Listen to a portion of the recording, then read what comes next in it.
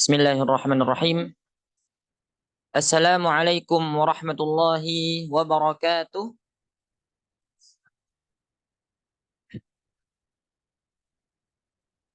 Innal hamdalillah nahmaduhu wa nasta'inuhu wa nastaghfiruh wa na'udzu billahi min shururi anfusina wa sayyiati a'malina. May yahdihillahu fala mudilla lahu wa may yudlil fala hadiya lahu. Asyhadu an la ilaha illallah wa asyhadu anna Muhammadan 'abduhu wa rasuluhu alladzi la nabiyya wa la rasula ba'dah. Allahumma anfa'na bima 'allamtana wa 'allimna ma yanfa'una wa zidna 'ilma.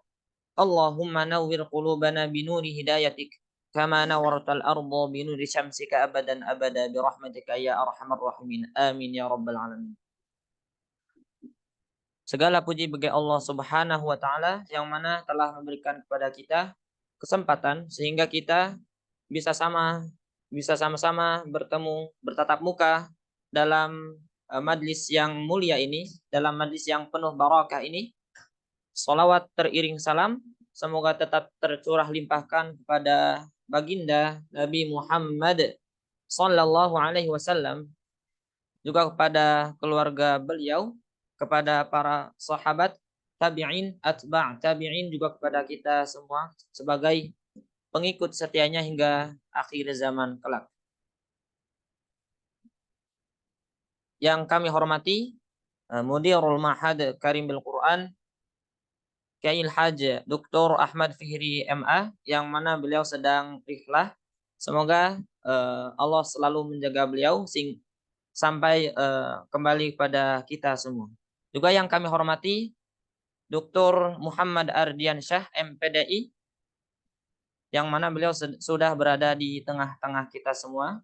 Juga yang kami hormati pada orang tua santri yang mengikuti kajian malam hari ini melalui sambungan Zoom. Juga yang kami hormati, yang kami banggakan, santriwan santriwati Ma'had Karimul Quran. Semoga kita semua selalu dijaga oleh Allah Subhanahu wa taala. Amin ya rabbal alamin. Baiklah para hadirin sekalian, tak bisa dipungkiri, tak bisa diragukan lagi bahwa yang namanya ilmu pengetahuan sekarang itu sudah sangat cepat perkembangannya, dan yang namanya ilmu pengetahuan sekarang sudah sangat mudah dicari. Namun terkadang fenomena pada saat ini itu tidak sebanding dengan kualitas ilmu seseorang. Merosotnya perilaku, merosotnya adab seorang anak pada zaman milenial ini itu merupakan PR bagi kita semua. Ya. Lalu bagaimana hal tersebut bisa terjadi? Apakah ada yang salah dalam proses pendidikan anak? Dan bagaimana sih seharusnya peran seorang pendidik? Maka dalam hal itu marilah kita sama-sama temukan jawabannya dalam webinar parenting dengan judul Trilogi Adab dalam Pendidikan.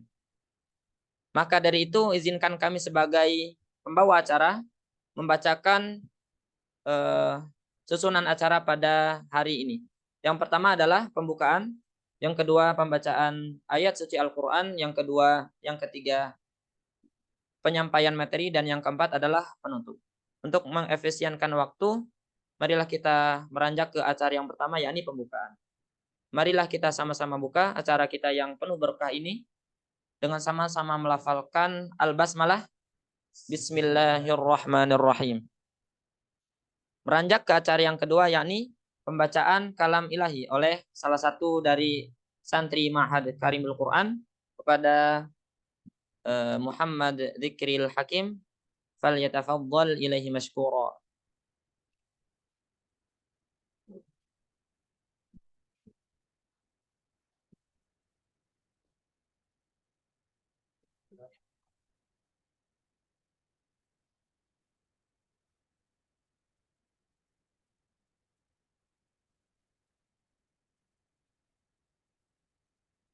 Bismillah, Assalamualaikum warahmatullahi wabarakatuh.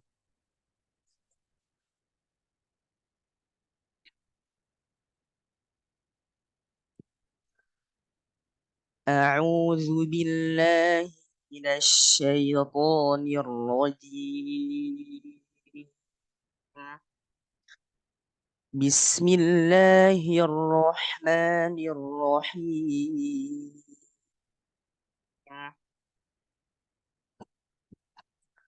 ولقد آتينا لقمان الحكمة أن اشكر لله ومن يشكر فإنما يشكر لنفسه ومن كفر فإن الله غني حميد.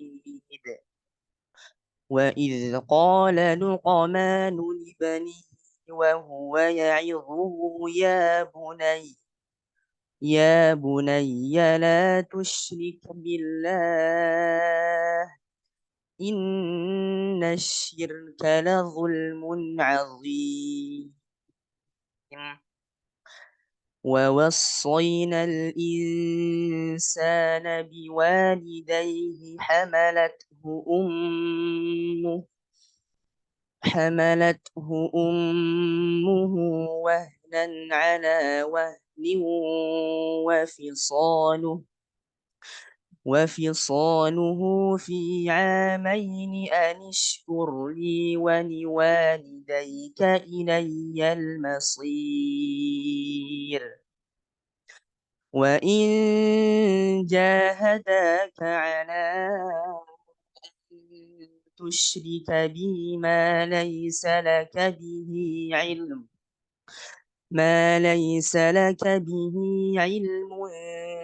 فلا تطعهما وصاحبهما في الدنيا معروفا واتبع سبيل من أناب إلي ثم إلي مرجعكم فأنبئكم بما كنتم تعملون. يا بني إنها إن تك مثقال حبة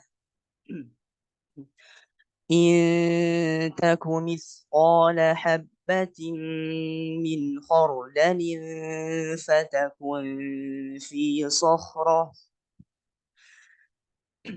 فتكن في صخرة أو في السماوات أو في الأرض يأت بها الله إن الله لطيف خبير. يا بني أقم الصلاة وأمر بالمعروف وانه عن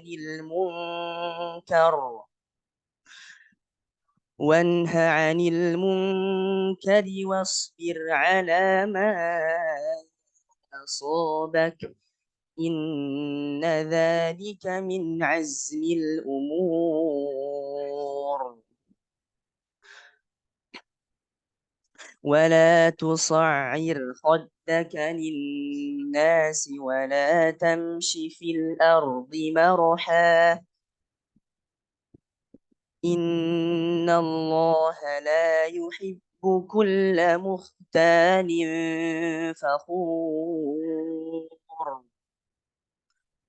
وقصد في مشيك واغضض من صوتك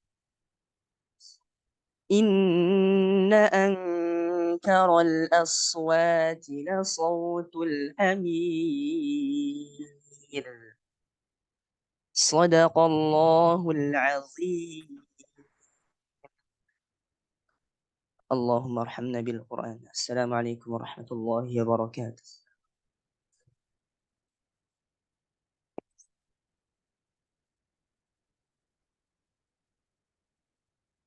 Allahumma arhamna bil Quran. Semoga yang membacanya juga kita yang mendengarkan mendapatkan berkah dari Allah Subhanahu wa taala. Amin ya rabbal alamin. Beranjak ke acara yang selanjutnya yakni penyampaian materi kepada Al Ustaz Muhammad Ardiansyah. Kepada beliau waktu dan tempat Kami persilahkan.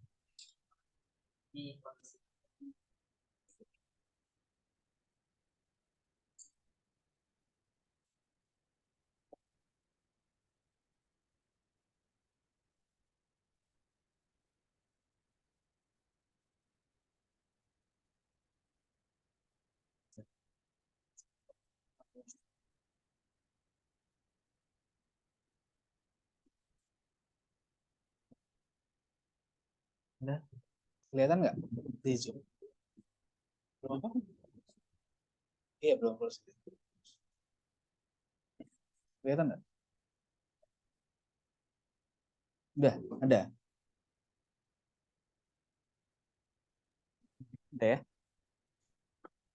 Nggak ada? Nggak ada? Ini kelihatan? Kan?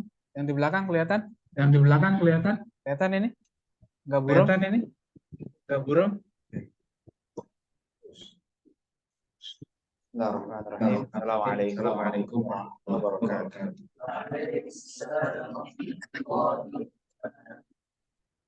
Bismillah, alhamdulillah, wassalatu wassalamu ala rasulillah, sayyidina Muhammad bin Abdullah, wa ala alihi wa sahbihi wa la hawla wa la quwwata illa billah, amma ba'd. Rabbi shrah li sadri wa yassir li amri wahlul 'uqdatam min lisani yafqahu qawli. Subhanaka la ilma lana illa ma 'allamtana innaka antal 'alimul hakim. Wa la hawla wa la quwwata illa billahil aliyyil azim. Santri-santri karim, juga orang tua santri yang menyimak dari rumah Zoom, juga Ustaz Fihri sedang umroh sekarang. Rihlah, kemudian saya lihat di status Facebooknya hari ini lagi umroh. Ya. Dan semua yang ikut menyimak pada malam hari ini, Allah kita akan membincang hal-hal yang penting terkait dengan pendidikan. Saya diminta menyampaikan materi tentang trilogi adab dalam pendidikan, yaitu murid, guru, dan orang tua. Ini kayaknya juga banyak santri baru kayaknya. Betul ya? Santri baru ya? Berapa banyak santri barunya? Ada berapa banyak? 16. Ikhwan akhwat 16. Paling jauh di mana? Depok. Hah? Paling jauh di mana? Aceh. Ada Aceh. Samarinda.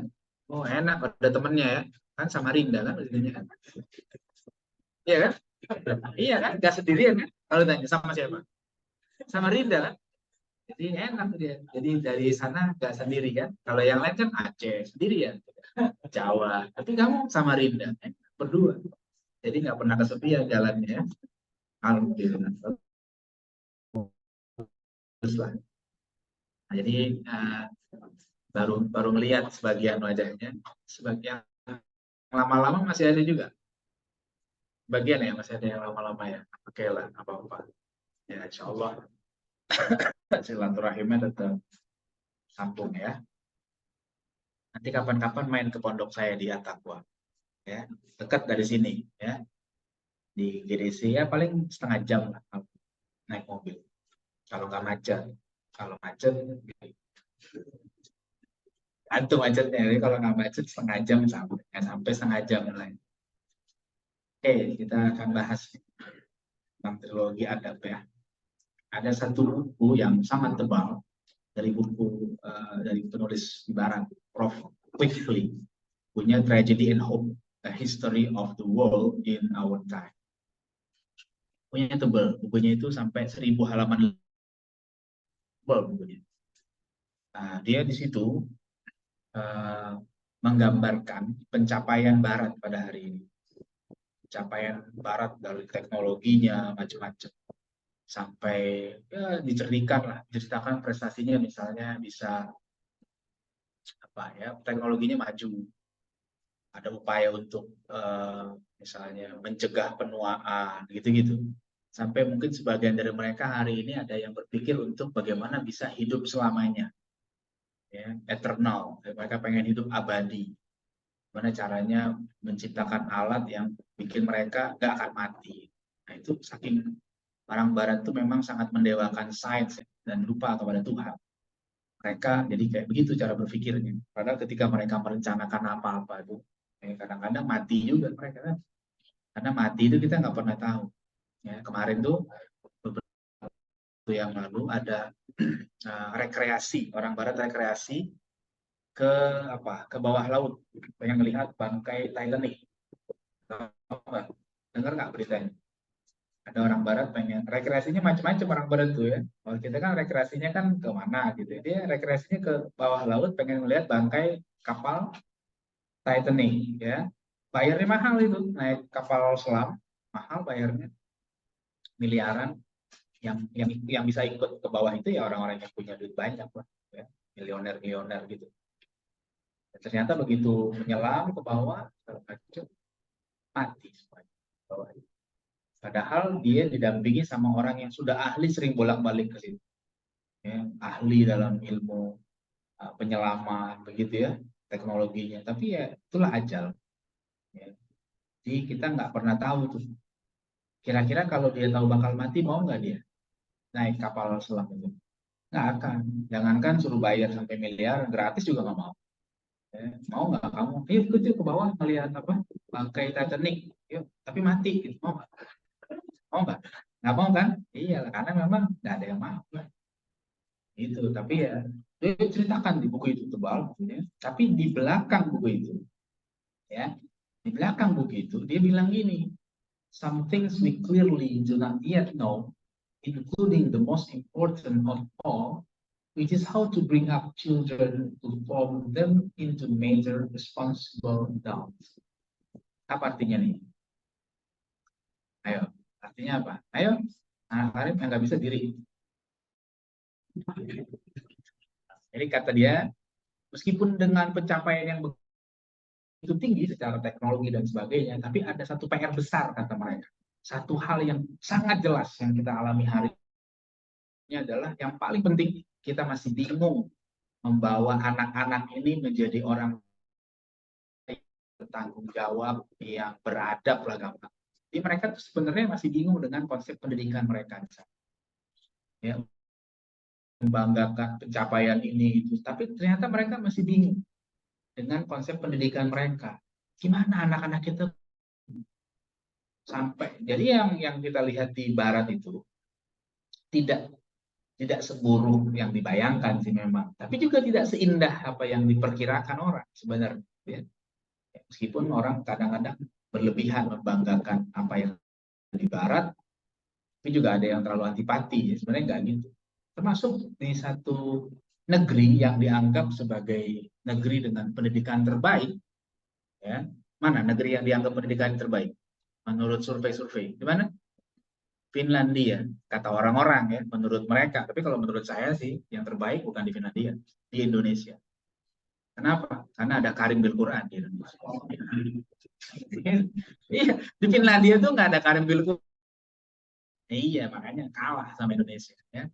Nah, itu cara pandang orang Barat. Finlandia itu, padahal ternyata faktanya apa? Di Finlandia itu angka bunuh dirinya tinggi. Ya, angka bunuh dirinya tinggi Finlandia. Jadi gimana korelasinya antara katanya pendidikannya terbaik, tapi kok angka bunuh dirinya tinggi? Indonesia enggak. Ya, angka bunuh diri Indonesia enggak setinggi di Finlandia. Ya, orang Barat sudah banggakan diri dia bisa mendarat di bulan. Ya, orang Indonesia lebih dari itu. Bukan cuma mendarat di bulan orang Indonesia. Udah susah berbulan-bulan. Biasa-biasa aja orang. Kita udah hidup susah berapa ratus bulan, tapi tenang-tenang. Santai aja Indonesia itu mentalnya kuat betul. Nah itulah hasil pendidikannya. Ya. Orang Barat nggak mampu. Jadi, ini yang ngomong bukan kita, tapi mereka sendiri mengakui kita udah mencapai ini. Tapi untuk urusan kita masih gagal nih, ya katanya gitu. Oke, kalau kita lihat kata adab tuh memang nggak ada di Quran. Ya, kata adab tuh nggak ada di Quran. Baik kata adab ataupun derivasi, apakah dalam bentuk isim atau dalam bentuk fiil itu nggak ada. ditanya kok nggak ada, ya memang nggak ada katanya. Tapi sebenarnya isi Al-Quran itu adalah adab. Ya, makanya dalam suatu riwayat dari Ibnu Mas'ud nanti disebutkan inna hadzal Qur'an makdubatullah. Ya, Al-Quran itu adalah jamuan dari Allah. Nah, makdubah itu satu akar kata dengan adab. Kata Ibnu Mas'ud, maka ambil dari jamuan Allah itu mastatok. Ya, fata'allamu min makdubatihi mastatok. Maka ambillah, pelajarilah jamuan yang Allah siapkan dalam Al-Quran sesuai kemampuan kalian. Jadi sebenarnya kata adab itu tidak ada dalam Al-Quran, tapi sebenarnya seluruh isi Al-Quran itu adalah adab. Itu. Dan kita diperintahkan untuk belajar sesuai kemampuan kita. Antum di sini belajar Al-Quran kan? Apa Al-Quran, memahami, terus begitu sampai apa saja yang bisa antum dapat. Itulah adab. Ya. Nah, kemudian ada ayat yang banyak dirujuk tentang adab, yaitu surat At-Tahrim ayat 6. Ya ayyuhalladzina amanu qu anfusakum wa ahlikum naro. Hai orang-orang yang beriman, peliharalah dirimu dan keluargamu dari api neraka. Kemudian ayat ini ditafsirkan oleh dua sahabat, ya, ahli ilmu, Ibnu Abbas dan Ali bin Abi Thalib. Kata mereka, adibuhum wa'allimu. Jadi cara menjaga diri kita dan keluarga dari api neraka bukannya diajarin ilmu kebal, ya, bukan diajarin apa, dibeliin baju anti api, akan mereka ilmu. Itulah cara menyelamatkan diri kita dari neraka, ya. Kemudian hadis, nah ini banyak.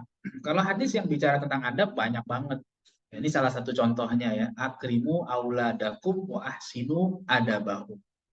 Muliakanlah anak-anakmu, anak-anak kalian, dan perbaikilah adab mereka. Jadi kalau kita pengen apa? Pengen memuliakan anak kita, membahagiakan anak kita itu bukan diberikan fasilitas, beliin gadget yang mahal, dibeliin mobil, dibeliin rumah, bukan. Tapi dididik dengan adab yang baik sehingga dia jadi orang mulia. Jadi kalau berdasarkan hadis ini, kalau itu tidak memperdulikan adab anaknya, maka dia secara tidak langsung dia sedang menghinakan anaknya sendiri.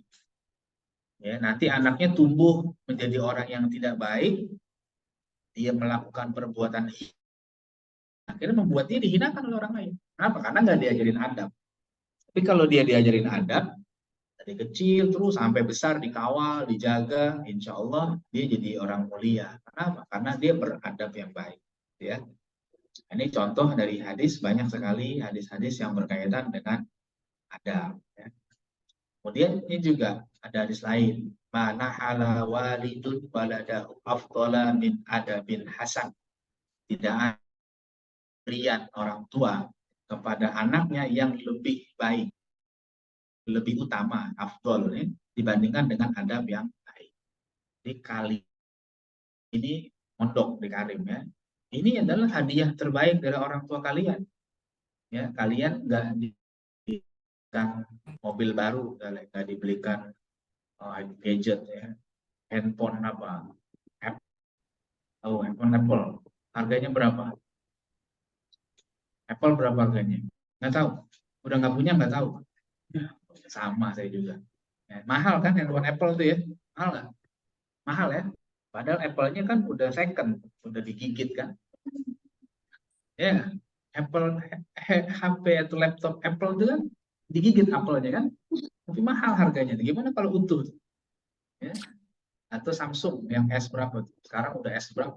Saya cuma S3, dia S20 lebih kayaknya Samsung hari ini. Dibelikan itu, nggak dikasih apa. Tapi kalian dikirim ke sini, itu tandanya orang tua kalian itu sayang. Orang tua kalian itu sedang memberi terbaik. Kenapa? Karena orang tua kalian yakin kalau di sini kalian akan dididik jadi orang baik. Gitu, ya. Kan nggak mungkin kalian di sini diajarin yang nggak benar. Sama Ustaz Fihri, sama Ustazah Niswa, dan yang lain-lain, Ustaz Zuhdi. Ya, ada ya di sini. Damsah. Panggilannya kan Ustadz Sudi. Ya. Nah itu semuanya Ustadz, siapa lagi yang ngaji? Ustadz Matin, Ustadz Abu Ezra, dan macam-macam. Kalian pasti diajarin yang baik. Nah, itu sebenarnya hadiah. Jadi jangan kalian nanti orang tua, kita nggak dikasih apa-apa loh. Ini hadiah. Ini hadiah yang sangat baik. Adanya orang tua kalian nggak peduli dengan kalian, mungkin kalian nggak akan dikirim ke tempat-tempat yang baik kayak gini. Serahlah mau di luar sana banyak orang-orang yang apa usia kalian nih malam minggu nih nggak tahu lagi ngapain. Kalian lagi gini nih beruntung. Biasanya anak muda malam minggu ngapain? Nongkrong. Kita menongkrong di WC aja. Anak-anak muda, kalian beruntung dijaga sama Allah. Kalian malam minggu bukannya jalan gak karuan, tapi kalian ada di majelis. Saya ingat dulu waktu masih sekolah, seusia kalian ini. Saya kan dulu sekolahnya umum. SD, SMP, SMA tuh. Negeri, SD, SMP, negeri. Malam minggu tuh saya ngaji. Saat teman-teman saya pada boncengan ke sana kemari sama pacarnya, saya alhamdulillah tuh orang tua saya bukan orang mampu, jadi nggak beli motor, nggak beli apa-apa. Jadi akhirnya guru ngaji saya, ngaji aja saya sama guru ngaji saya tiap malam minggu. Jadi malam mingguannya di rumah guru ngaji sampai malam, pulang-pulang jam 9, datang jam 10. Jadi ada hikmahnya tuh. Ketika Allah takdirkan orang tua kita bukan jadi orang ya. Kalau saya waktu itu jadi anak sultan, nah, mungkin saya udah naik sedan kemana-mana. Jalan, bisa mungkin ya kita nggak tahu ya. Jalan ke sana kemari, duit banyak. Tapi ada hikmahnya orang tua saya bukan orang mampu. Jadi malam mingguan sama guru ngaji aja. Tiap malam minggu. Sampai guru saya wafat tahun 2016. Saya ngaji dari 2000 dari tahun 9 wafat 2016 guru saya. Dan guru saya itu waktu ngajar saya usianya udah 70-an. Wafat usianya 90-an. Malam minggu. Luar biasa.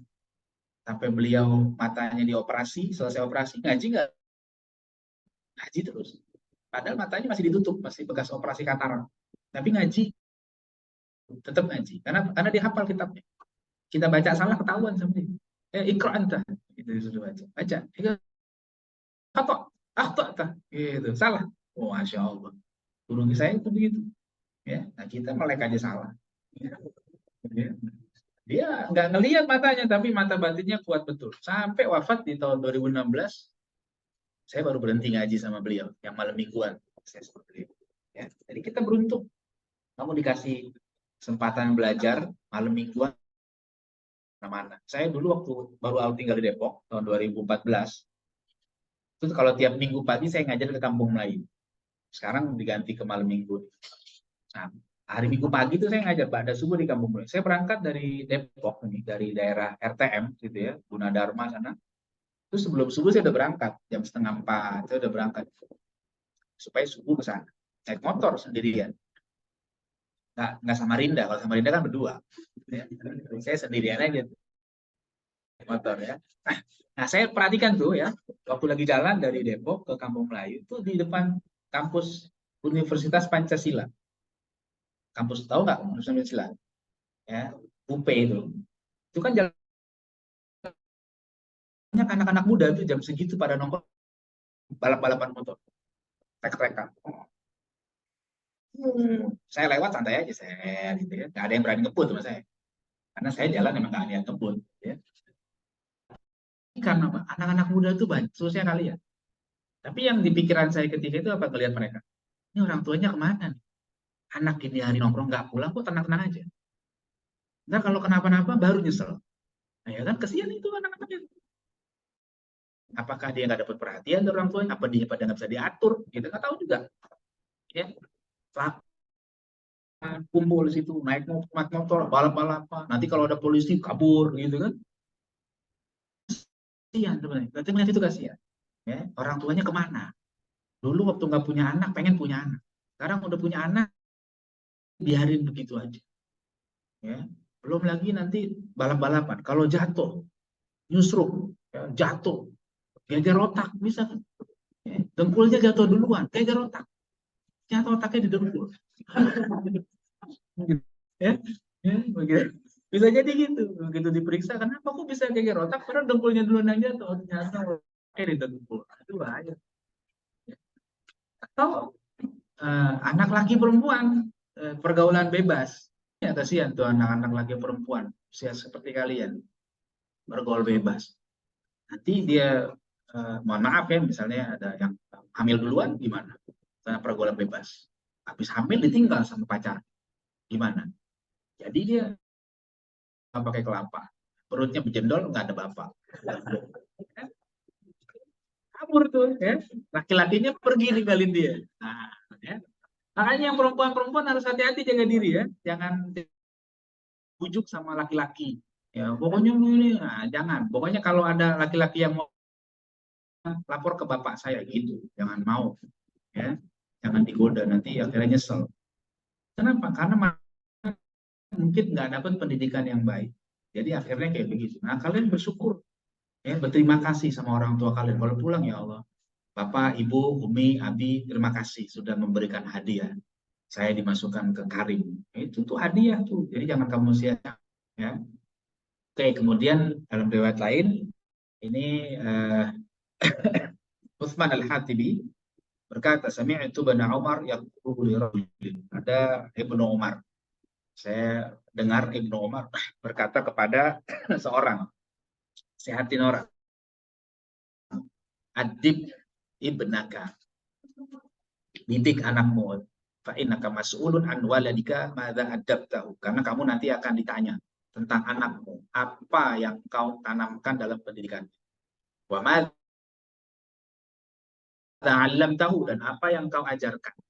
Fa innahu mas'ulun an birrika wa ta'iyatihi lak. Karena dia nanti anak itu akan ditanya tentang kebaktiannya dan ketaatannya kepada. Jadi ayahnya ditanya, udah belum mendidik? Udah. Oke, kalau belum nanti tanya, terus kamu ngajarin apa? Si anak juga ditanya, kamu beradab apa enggak? Kamu taat apa enggak sama orang tua, sama Allah? Nah, itu semua akan ada pertanyaan buat orang tua dan juga buat anak. Semuanya harus beradab, nggak boleh satu saja yang beradab. Kemudian, nah ini Imam Ghazali nih, dari kitab Ihya Ulumuddin, Imam Ghazali menyatakan, ketahuilah sesungguhnya metode pendidikan anak merupakan hal yang paling penting dan paling ditekankan. Anak-anak itu adalah amanah bagi kedua orang tuanya, hatinya yang suci merupakan permata yang paling berharga belum terukir dan terbentuk. Dia menerima setiap bentuk ukiran dan cenderung kepada setiap hal yang dikirim kepadanya. Jika dibiasakan yang baik dan diajarkan kebaikan, maka ia akan tumbuh menjadi baik dan bahagia di dunia dan akhirat. Ayahnya, gurunya, dan setiap orang yang mendidiknya juga akan mendapatkan pahala. Namun jika dibiasakan dengan keburukan dan dibiarkan seperti binatang, maka ia akan celaka dan binasa dan dosanya ditanggung oleh orang tua. Hati-hati nih. Jadi semua harus ada kerjasama yang baik antara orang tua, guru, juga anak itu sendiri. Kalau dia ada kerjasama yang baik, jadi baik hasilnya. Tapi kalau tidak, maka ada yang celaka dan dosanya ditanggung. Ya, semuanya yang terlibat di situ. Kemudian ini ada pesan dari seorang ulama di alam Melayu, namanya Raja Ali Haji. Dengan Gurindam 12. Ada yang dari Pekanbaru nggak? Ada yang dari Riau nggak? Ada. Dari Riau. Tahu Raja Ali Haji? Tahu. Di mana? Makamnya di mana? Ini kamu nggak tahu. Kamu orang Riau. Ada lagi nggak yang orang Riau? Siapa? Yang apa ada yang Riau nggak? Nggak tahu. Wah, ini harus tahu. Jangan sampai nggak kenal sama ulama. Di Riau ada Pulau Penyengat namanya. Tahu nggak Pulau Penyengat di mana? Di mana? Kepri. Nah, di situ tuh. Ada yang dari Riau apa? Ada. Lahirnya di Riau. Besarnya di Jambi. Jadi Riau dan Jambi. Tapi pernah dengar Raja Ali Haji nggak? Hah? Pernah. Di Pulau Penyengat. Nah, betul. Kira saya pernah dengar Raja Ali Haji nggak? Pernah, Ustaz. Kapan? Baru Ustaz ngomong. Parah namanya. Ya. Jadi oke, bagus tuh. Kalau yang daerah Jambi, Riau, Sumatera, jangan sampai nggak kenal ya sama Raja Ali Haji. Itu ulama besar. Cuma kalau belajar di sekolah umum, kamu nggak akan dikenalin dia sebagai sosok ulama. Di sekolah-sekolah umum itu ada pelajaran bahasa Indonesia. Jadi dijelasin tentang sastra lama dan sastra baru. Raja Ali Haji itu hanya disebut sebagai sastrawan saja. Padahal Raja Ali Haji itu ulama besar. Ya, dia punya kitab banyak. Salah satu sini beliau ngasih pesan kepada kita nih, dengan anak janganlah lalai supaya boleh naik ke tengah balai. Tuh, jadi anak nggak boleh dicuekin, dididik yang benar supaya nanti naik ke tengah balai, maksudnya dia jadi orang hebat, orang besar. Ya, supaya dia beradab, ilmunya bagus, manfaat itu. Tapi kalau seandainya kita lalai, jadi rusak nantinya. Gitu ya. Kalau yang belum tahu Raja Ali Haji harus kenal. Ya, jangan sampai nggak kenal ya. Raja Ali Haji ini di Malaysia dikaji pemikiran saya. Kemarin baru pulang dari Malaysia. Nah, itu banyak sekali karya-karya Raja Ali Haji di sana. Kita nih orang Indonesia jangan sampai nggak kenal. Ya.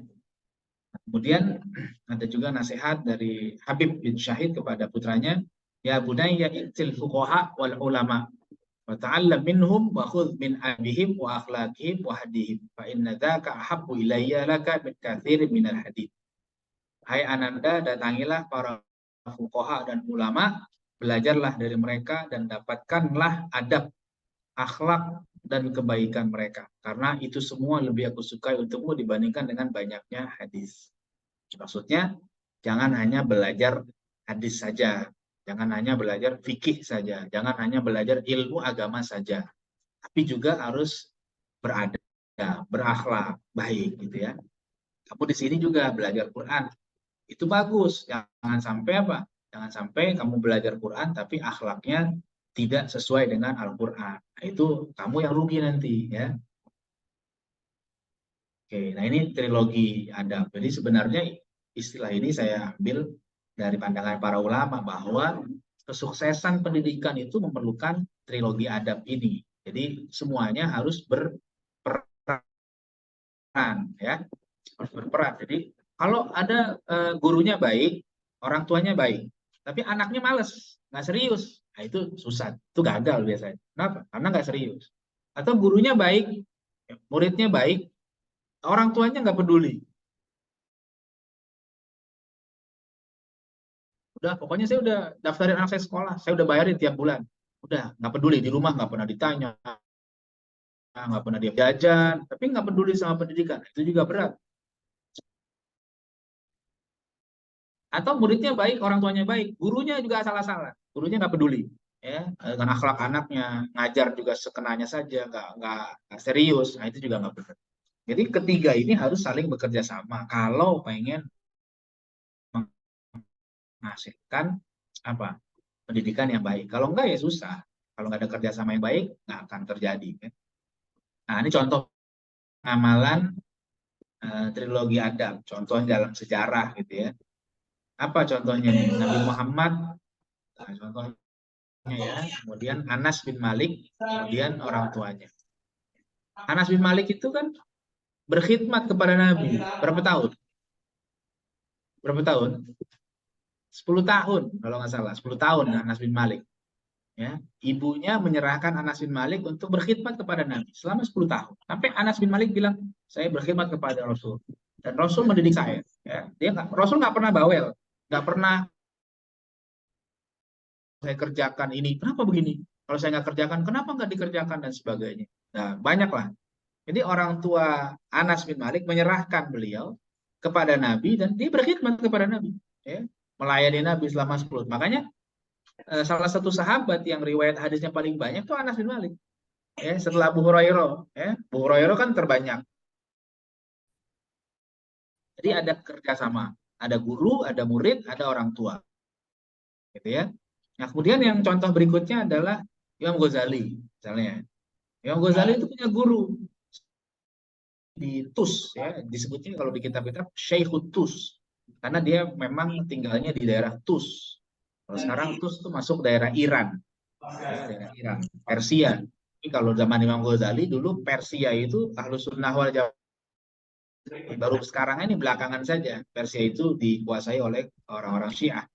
Imam Ghazali itu ketika ayahnya mau wafat, menjelang wafat, dan sebelumnya juga ayahnya udah sangat peduli lah, masih hidup.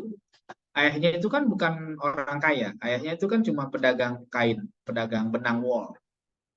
Tapi kalau punya duit, ya, dia langsung belikan hadiah, dia hadir ke majelis ilmu, gitu tuh bapaknya Imam Ghazali. Kemudian dia berdoa, dia sering nangis, dia khidmat. Ya Allah, saya pengen punya anak kayak begini. Itu Imam Ghazali. Terus datang lagi ke majelis lain, dia berdoa lagi, lahir adiknya namanya Ahmad. Ahmad Al-Ghazali. Jadi dua orang nih, dua-duanya Imam Ghazali, adiknya namanya Ahmad. Dua-duanya jadi ulama. Dan jadi ulama besar, meskipun yang lebih terkenal kakaknya ya, Muhammad Al-Ghazali. Kalau adiknya juga terkenal ya, di kalangan sebagian orang lah ya. Nah, dia itu hidup dititipkan. Bahkan sebelum wafat dia bilang, kalau saya wafat, tolong didik anak saya. Gitu, pesan kepada gurunya. Ya, warisan yang ada dipakai saja untuk kepentingan anak saya. Kira-kira gitu. Sudah, akhirnya begitu ayahnya dididiklah dia oleh gurunya itu Syekh Qutus itu. Didik sampai hartanya habis. Ya, hartanya habis, warisannya habis, ya sudah. Akhirnya gimana supaya dia belajar? Nah, gurunya bilang, kalian sudah habis untuk pendidikan kalian, saya juga bukan orang kaya. Kalau kalian pengen belajar, silakan belajar ke madrasah. Di sana kalian dijamin dapat beasiswa kalau kata kita gitu. Akhirnya belajar ke satu madrasah yang ada di TUS. Ya. Contoh ya. Kemudian di berikutnya ada kita lihat Maulana Al-Qurani, Muhammad Al-Fatih dan Sultan Murad II. Ini Bapak Muhammad Al-Fatih ya. Nah, ini kan ketika masih kecil, Muhammad Al-Fatih itu kan bandel. Waktu kecil itu susah. Ya maklum anak sultan gitu ya. Kadang-kadang susah diatur. Banyak guru yang ngajarin dia, tapi nggak ada yang sanggup, nggak ada yang betah, nggak ada yang kuat mendidik Al-Fatih. Sampai akhirnya bapaknya bingung, gimana siapa yang bisa ngajarin anak saya? Kemudian para orang dekatnya itu bilang, panggil saja Syekh Maulana Al-Qurani untuk mendidik Muhammad Al-Fatih. Akhirnya dipanggil Maulana Al-Qurani ini untuk mendidik Al-Fatih. Diajak ngobrol dulu sama. Kemudian akhirnya buat kesepakatan, langsung mendidik anak. Dan yang pertama dilakukan adalah dia bilang sama Al-Fatih, dapat amanah dari orang tuamu untuk mendidik kamu. Dan saya diberikan hak untuk menggunakan ini. Rotan lah kalau kata kita ya.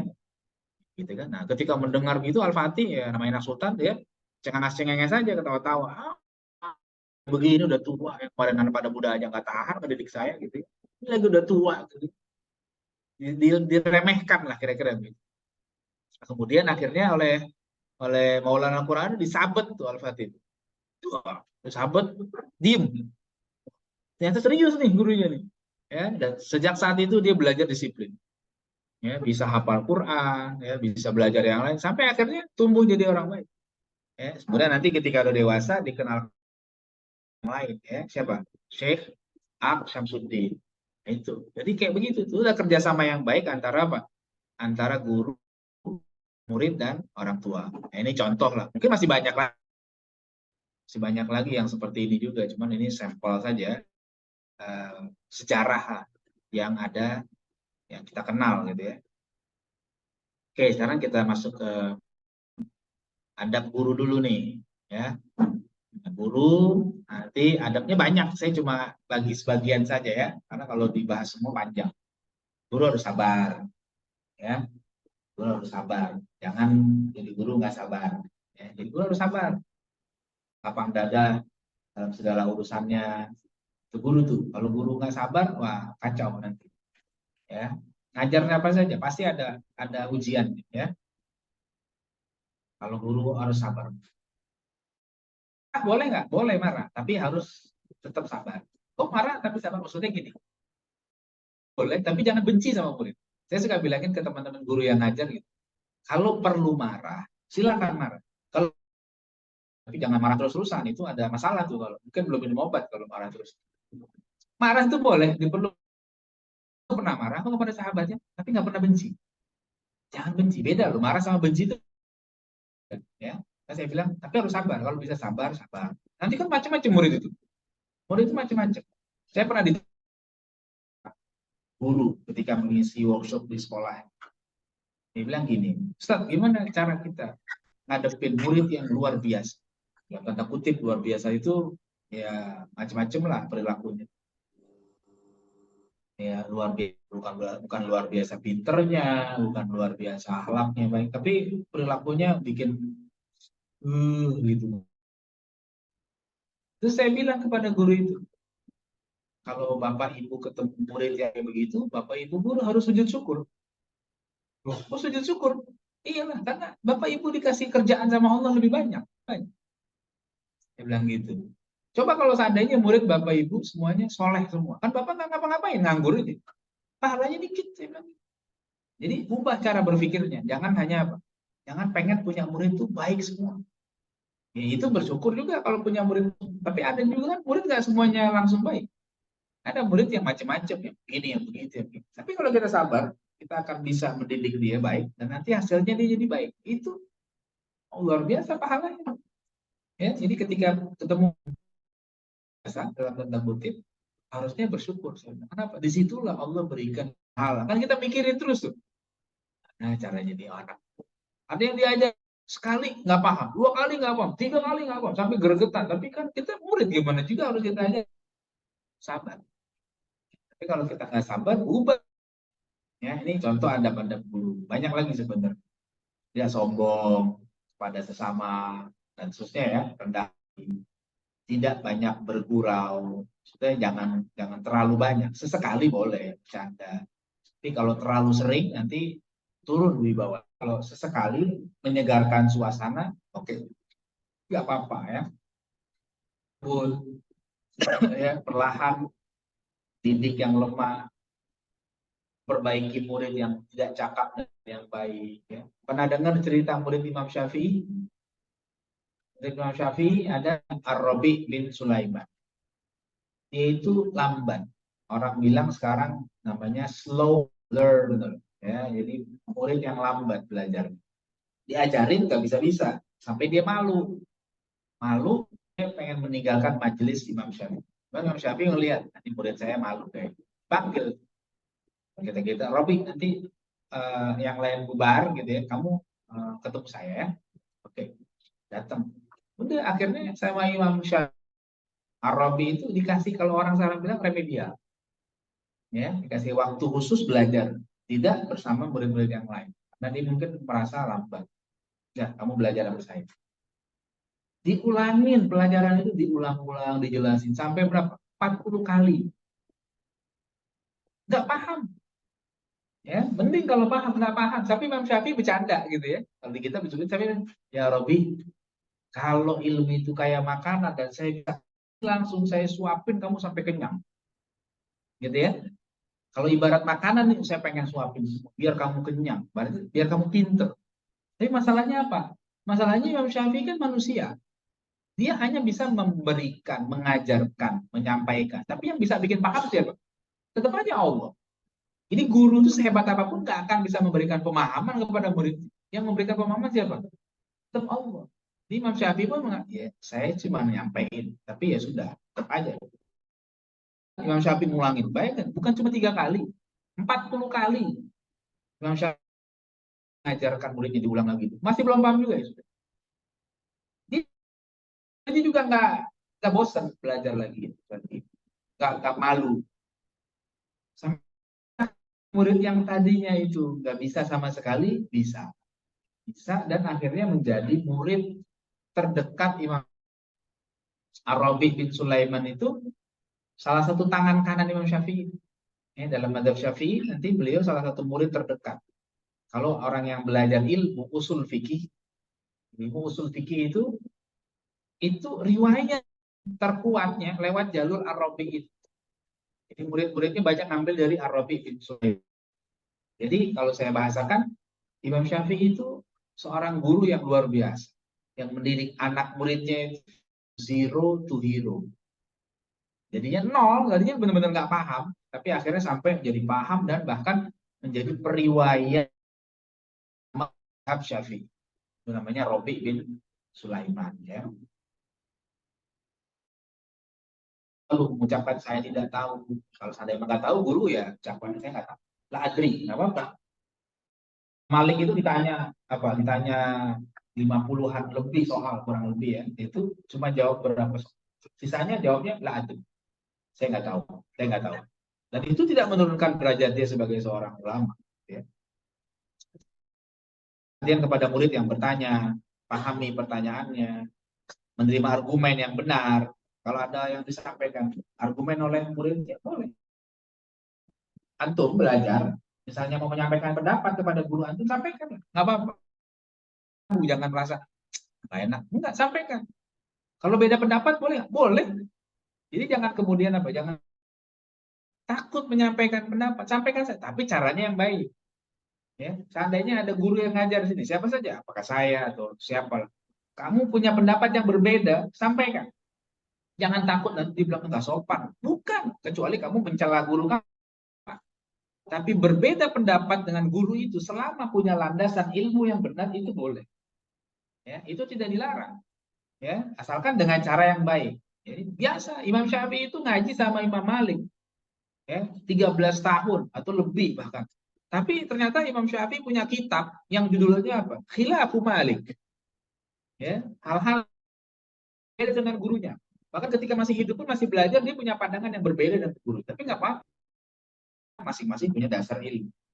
Ya, ini bukan mengajarkan kalian kurang ajar kepada guru, tidak ya. Tapi kalian harus berani menyampaikan. Kalau ternyata pendapat kalian salah, ya terima, dikoreksi nanti sama gurunya. Oh nggak begitu, yang benar begini-gini. Tapi ternyata bisa jadi gurunya salah, bisa jadi, atau bisa juga bisa dipertimbangkan. Guru yang baik itu akan menerima. Oh bagus, betul juga begini. Boleh kayak begitu. Takut untuk menyampaikan pandangan. Asal jangan apa? Jangan kasar, jangan dengan bahasa yang tidak sopan, gitu ya. Kalaupun benar ya, kalaupun benar kalian benar dan nggak boleh sombong, tetap harus tawadhu. Saya cerita tadi tuh guru saya yang malam mingguan dengan saya tuh ya, ngaji pernah tuh dalam satu ngaji, kan saya kalau ngaji sorogan, setoran terus tiap datang baca gitu kan.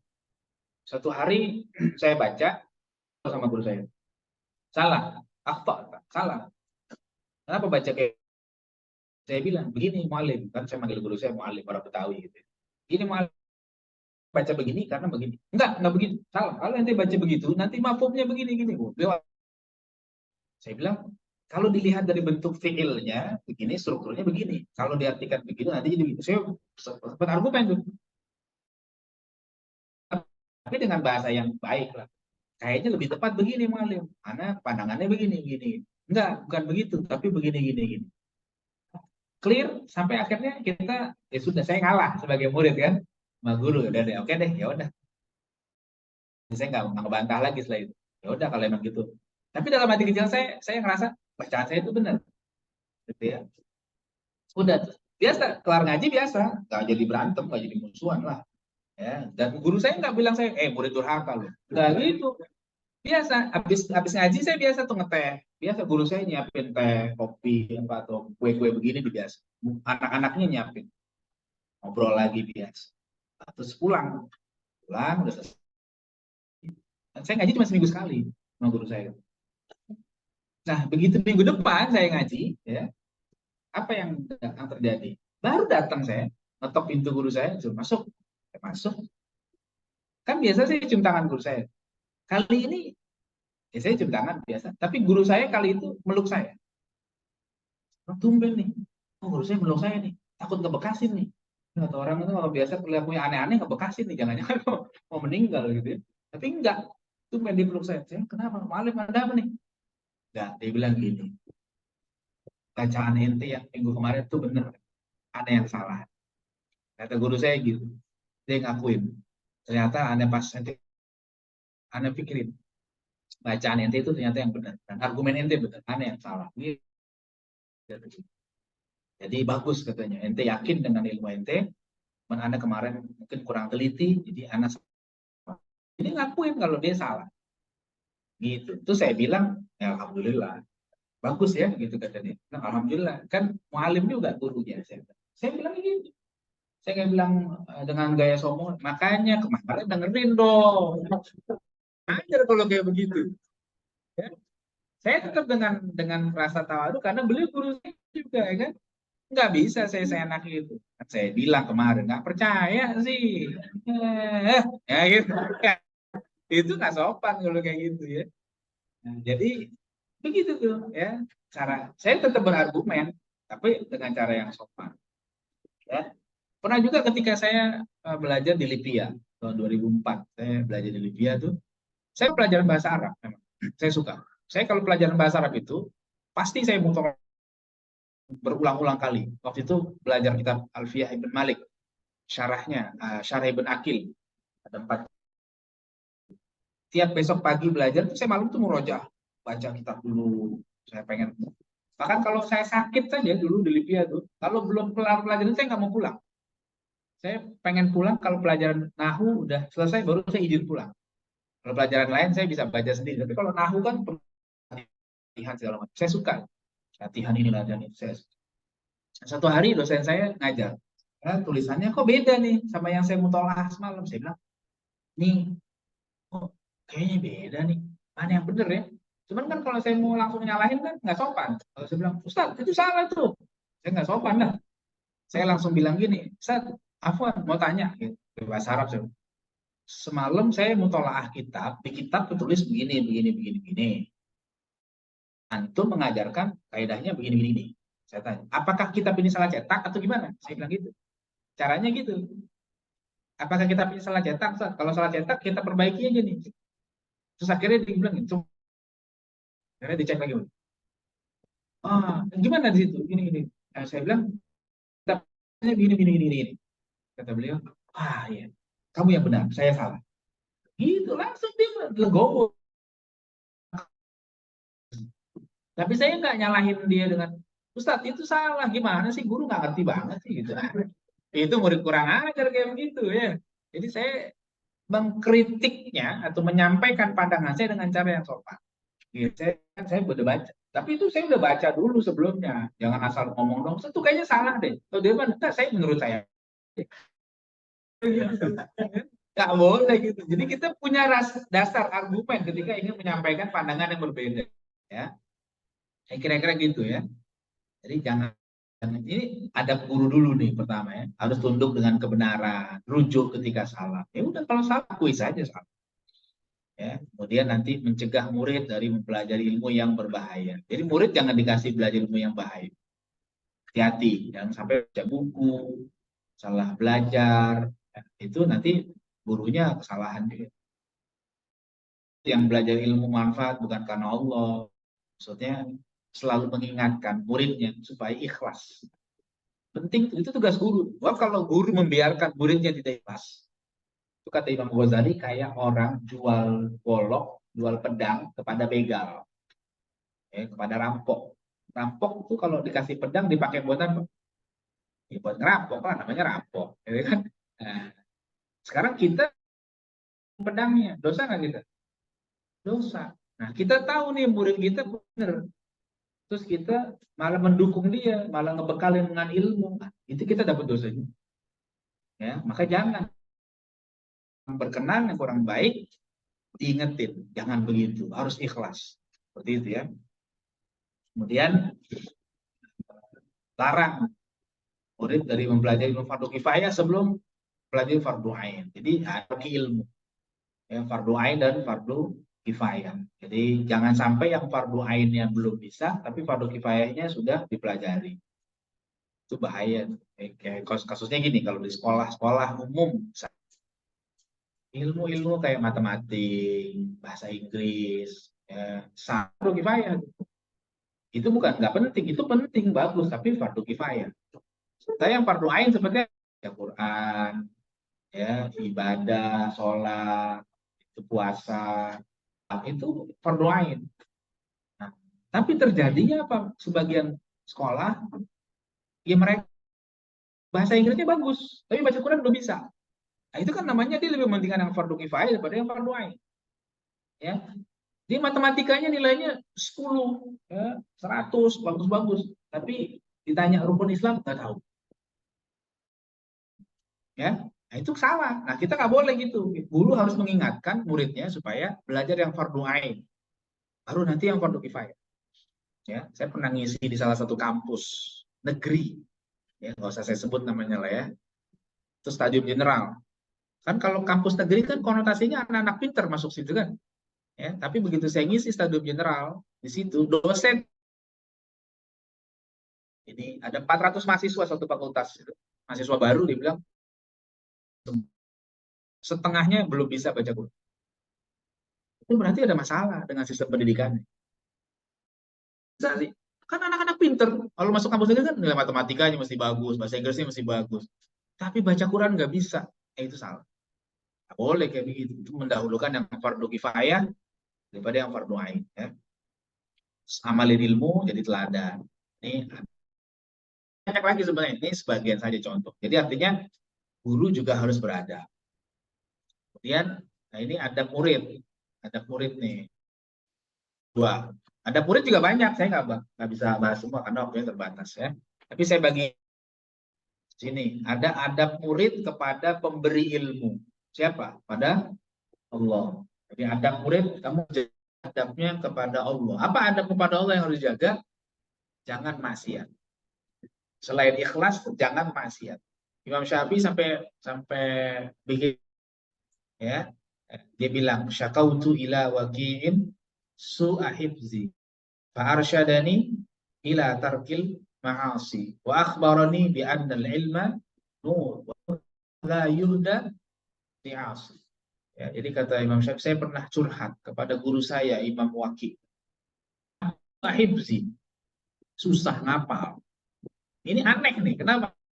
Kalau dari sejarah, kalau dibilang gurunya Imam Waqi, berarti dia udah waktu itu udah di Baghdad. Kalau udah di Baghdad itu berarti dia ya, Imam Waqi itu guru Imam Syafi'i ketika di Baghdad.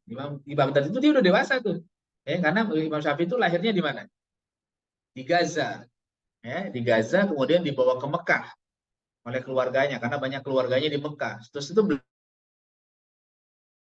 Malik wafat baru ke Baghdad. Jadi dia udah dewasa tuh di Baghdad. Ketika dibilang su'ahibzi, saya susah ngapal, itu aneh. Kenapa? Karena Imam Syafi'i dikenal sudah hafal Quran di usia berapa? 7 tahun. Hafal Quran 7 tahun Imam Syafi'i. Terus umur 10 tahun Imam Syafi'i hafal Al-Muwatta. Kitab hadis Imam Malik. Itu ada kurang lebih 1000 hadis. Dan itu belum ngaji sama Imam Malik. Dia ngaji ke Imam Malik tuh di usia 10 tahun kalau nggak salah. Ya, masih muda lah. Tapi di usia 10 tahunnya, sebelum ketemu Imam Malik, dia sudah menghafal kitab Al-Muwatta itu. Makanya ketika dia ngelamar, ya, maksudnya mengajukan diri pengen jadi kata Imam Malik apa? Kalau kamu mau ngaji sama saya, cari orang yang bisa bacain kitab Al-Muwatta saya kepada kamu. Jadi langsung mau ngajarin dia. Cari dulu orang yang bisa ngajarin kamu, baru kamu ngadep saya. Kata Imam Syafi'i, saya udah hafal. Benar kamu udah hafal. Coba baca, dibaca Imam Syafi'i. Hafal. Ya, itu kitabnya minjem dari orang, dihafal. Ya, dihafal dan akhirnya Malik terima. Sudah, kamu bisa belajar sama saya langsung. Kenapa? Karena umur 10 tahun sudah hafal Al-Muwatta. Kemudian apa lagi? Umur 15 tahun Imam Syafi'i sudah bisa berfatwa. Ya, umur 15 tahun bisa berfatwa. Anak-anak 15 tahun sekarang bisa apa? Main game online. Ya, dulu 15 tahun bisa berfatwa. Nah, kok tiba-tiba bilang apa? Imam Syafi'i itu su'ahibzi, susah hafal, buruk hafalan saya. Ada dia curhat kepada gurunya, terus gurunya bilang, paroni apa?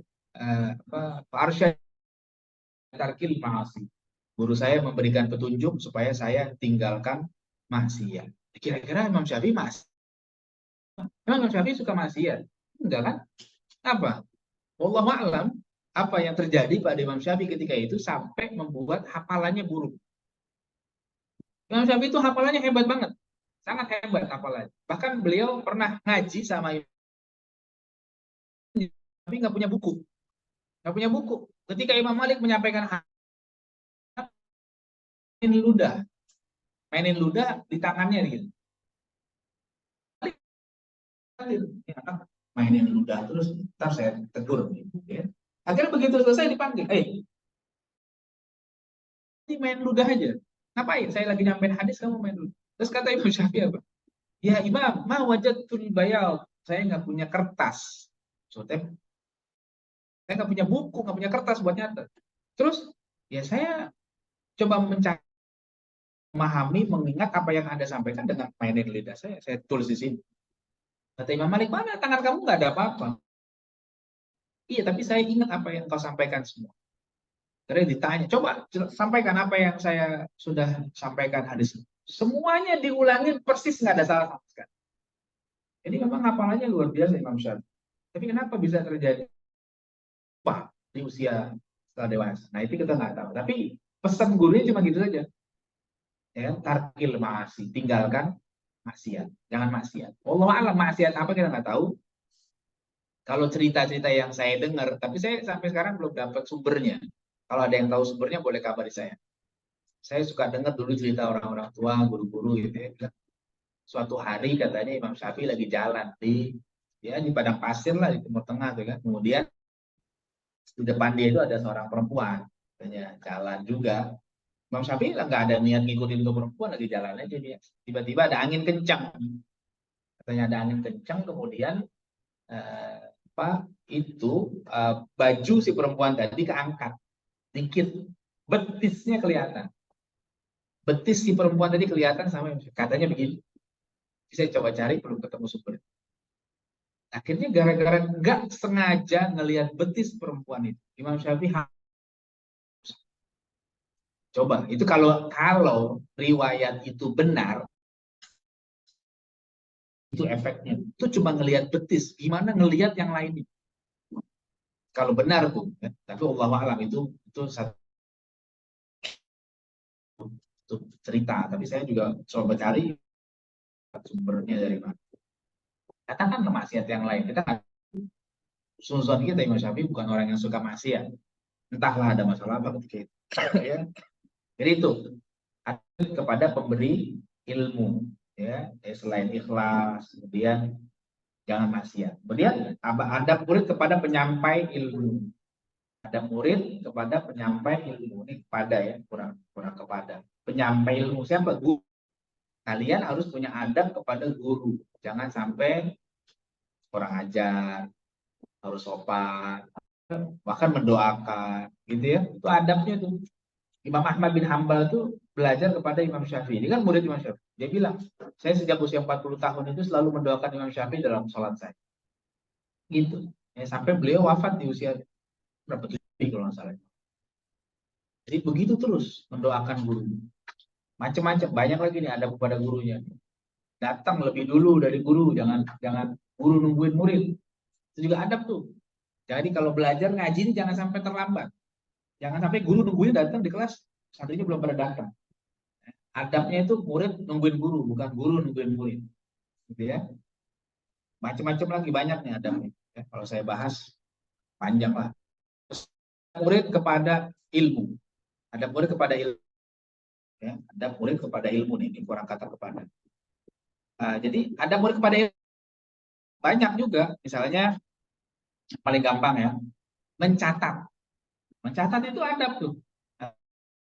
Sampai membuat syair apa? Al ilmu saydun wal kitabatu qaiduhu. Ya, ilmu itu seperti apa? Binatang buruan, ya. Wal kitab qaiduhu. Dan menulis, mencatat itu adalah pengikat. Ya, qayyid dudaka bil hibalil wathiqah. Ya, ikat binatang buruanmu dengan tali yang kuat. Ya, kata Imam Syafi'i itu, faminal hamaqati antasida ghazalatan, terbodoh dungu kamu berburu satu rusa ya, yang liar gitu ya. Kemudian watatrukaha bainal khalaiqi taliqah. Tapi kamu dia bebas kemana-mana. Nggak diikat, maksudnya udah dapat bukan diikat. Taruh aja ya kabur lagi. Ibaratnya kalau belajar nggak nyatet, itu akhirnya lupa. Nah, maka kalau setiap ada ilmu yang disampaikan guru di sini, catat ilmu itu dengan baik. Ya, catat. Pelajaran-pelajarannya apa. Saya masih punya catatan waktu saya ngaji sama guru.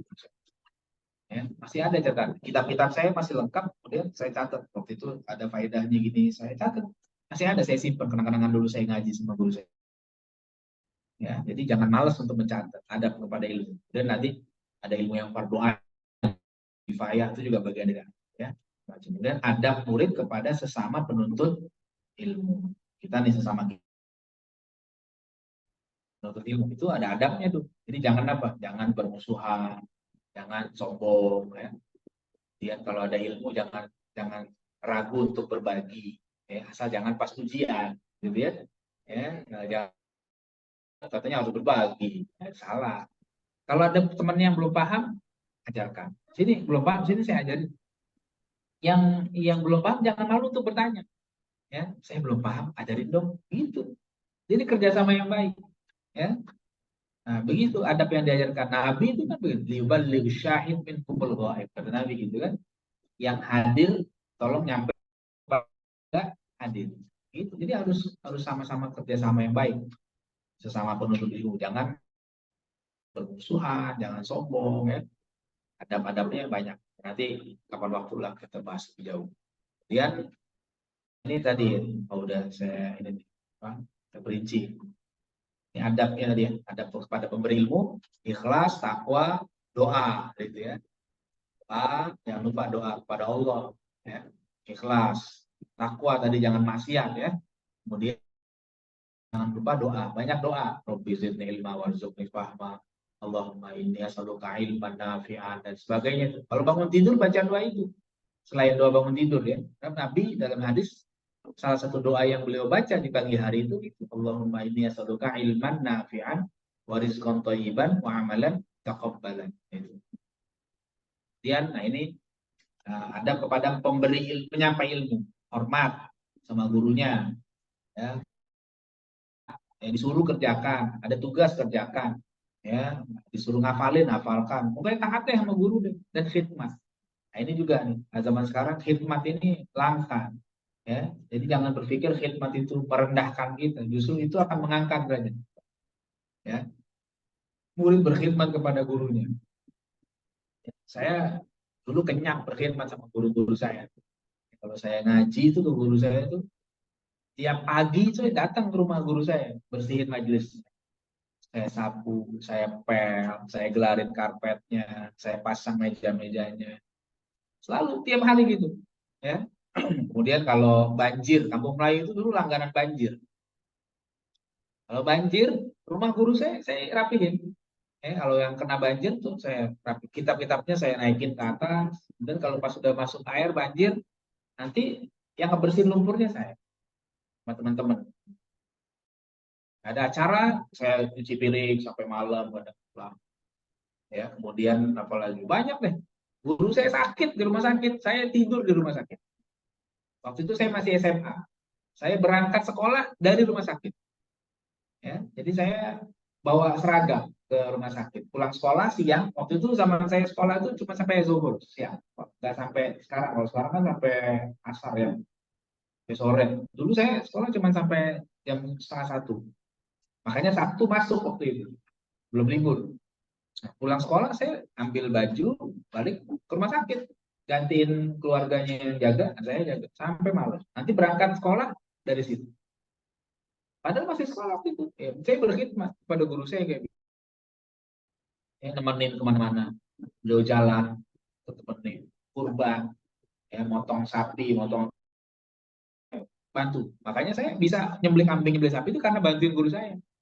Ya, tiap tahun saya bisa nyembelih puluhan kambing sapi. Ya, nemenin guru aja. Jadi begitulah berkhidmat kita. Ya. Kemudian, nah ini ada pada ilmu tadi atur waktu, mencatat, amalkan ilmu. Itu tuh adabnya itu ya. Pada ilmu tadi kan. Jangan sampai waktu kita habis untuk hal-hal yang tak. Kemudian ini tadi kepada sesama penuntut ilmu jaga ukhuwah, saling menolong, tawadu, jangan saling sombong. Gitu ya. Jadi orang yang pinter itu bukan yang pinter sendirian. Jangan berpikir orang yang pintar itu dia pintar sendirian. Enggak. Orang yang pintar itu adalah dia paham ilmu dan dia mau bagikan ilmu yang dipahami kepada orang lain. Di semangatnya itu kita siapa yang paling hebat, enggak, bukan. Gimana ilmu yang sudah kita dapat kita bisa bagi ke orang lain. Begitu semangatnya. Jadi kamu paham, kamu udah hafal, kamu udah ngerti. Nah, sekarang ada teman yang belum ngerti, kamu ajarin. Sini saya ajarin biar kamu bisa juga. Semangatnya harus kayak begitu. Ya. Kemudian yang terakhir adab-adab orang tua nih. Ini juga bisa kita diskusikan bareng-bareng ya. Memahami kewajibannya dalam mendidik anak. Jadi kewajiban didik anak itu sebenarnya bukan kewajiban guru, tapi kewajiban orang tua. Tapi karena orang tua ada keterbatasan, mungkin karena kerja atau karena memang pengetahuan tentang ilmu pendidikan terbatas, jadi akhirnya diserahkan kepada guru. Tapi sebenarnya kewajibannya kewajiban orang tua. Ya, kalaupun anaknya mondok misalnya, orang tua nggak boleh lalai, tetap harus ingat kewajiban ini. Kalau anaknya pulang, tetap dikontrol. Bagaimana hasil pencapaian? Ya, niatkan ya, guru yang baik. Alhamdulillah nih, misalnya udah di Karim, carikan karena ada guru yang baik di sini ya sudah. Nah, itu jadi kewajiban orang tua udah dijalankan. Percayaan kepada guru anaknya dalam mendidik. Ya. Kita udah kenal, udah tahu, udah berikan kepercayaan. Nggak usah diintervensi. Ya. Kalau ada masukan, saran silahkan, tapi berikan kepercayaan. Ya. Konsultasi dengan guru anak dan minta nasihat. Gimana konsultasi? Gimana anak saya? Ya, bagaimana perkembangannya? Terus nanti ada rencana mau lanjut kemana dan sebagainya. Jangan segan untuk konsultasi. Kemudian muliakan guru dan berbuat baik ya, kepada anak kita, baik kepada gurunya. Dia yang sudah meluangkan waktu banyak untuk mendidik anak kita, guru anak kita ini. Ya. Kemudian jadi teladan yang baik juga. Nah, orang tua harus jadi teladan. Nah, nggak didik tiap hari misalnya. Nanti kalau anaknya pulang dari pesantren, orang tuanya harus jadi teladan yang baik buat anaknya supaya anaknya punya contoh. Ya. Jaga komunikasi yang baik dengan anak. Ya, jangan komunikasinya putus, jangan komunikasi belum. Jangan lupa doakan anak. Ya, tiap malam doakan. Usahakan orang tua atau tiap sholat lah ya. Ada yang baik-baik buat anaknya. Jangan sampai nggak doakan. Jangan lupa. Ya, yang jauh doakan. Terus minta doa oleh untuk anaknya. Jangan sungkan juga untuk minta doa. Ada ustadz mungkin yang dia kenal, ada siapa. Doakan anak saya lagi mondok. Ya, doakan anak saya lagi mau ujian. Doakan anak saya supaya dapat ilmu yang manfaat. Gitulah. Itu dianjurkan. Tadi nah, tentang bab doa, Imam Nawawi mengatakan dianjurkan meminta doa kepada orang-orang yang soleh, orang baik. Harapannya doanya diterima oleh Allah, anak kita dapat kebaikan. Nah itu saja. Insya Allah nanti kita bisa lanjutkan dengan sesi diskusi kalau ada. Ya, Wallahu a'lam. Kita cukupkan. Silakan saya kembalikan ke moderator.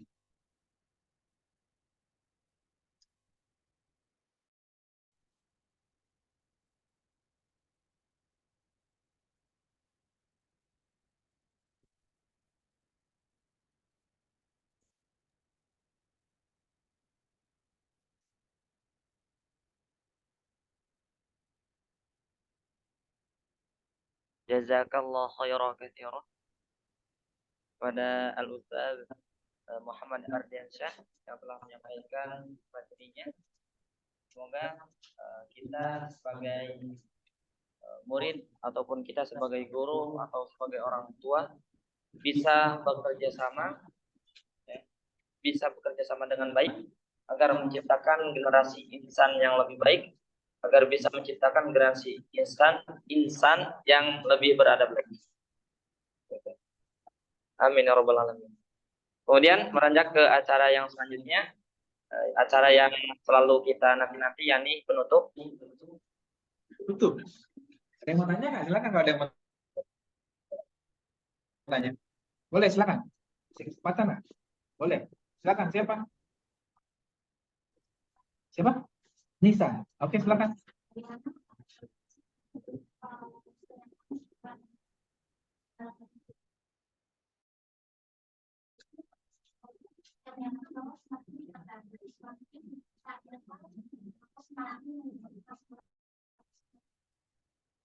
apa katanya?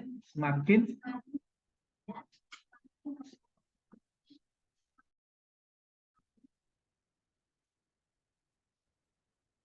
menurut dia gitu di buku itu. Alasannya apa? Dijelasin nggak?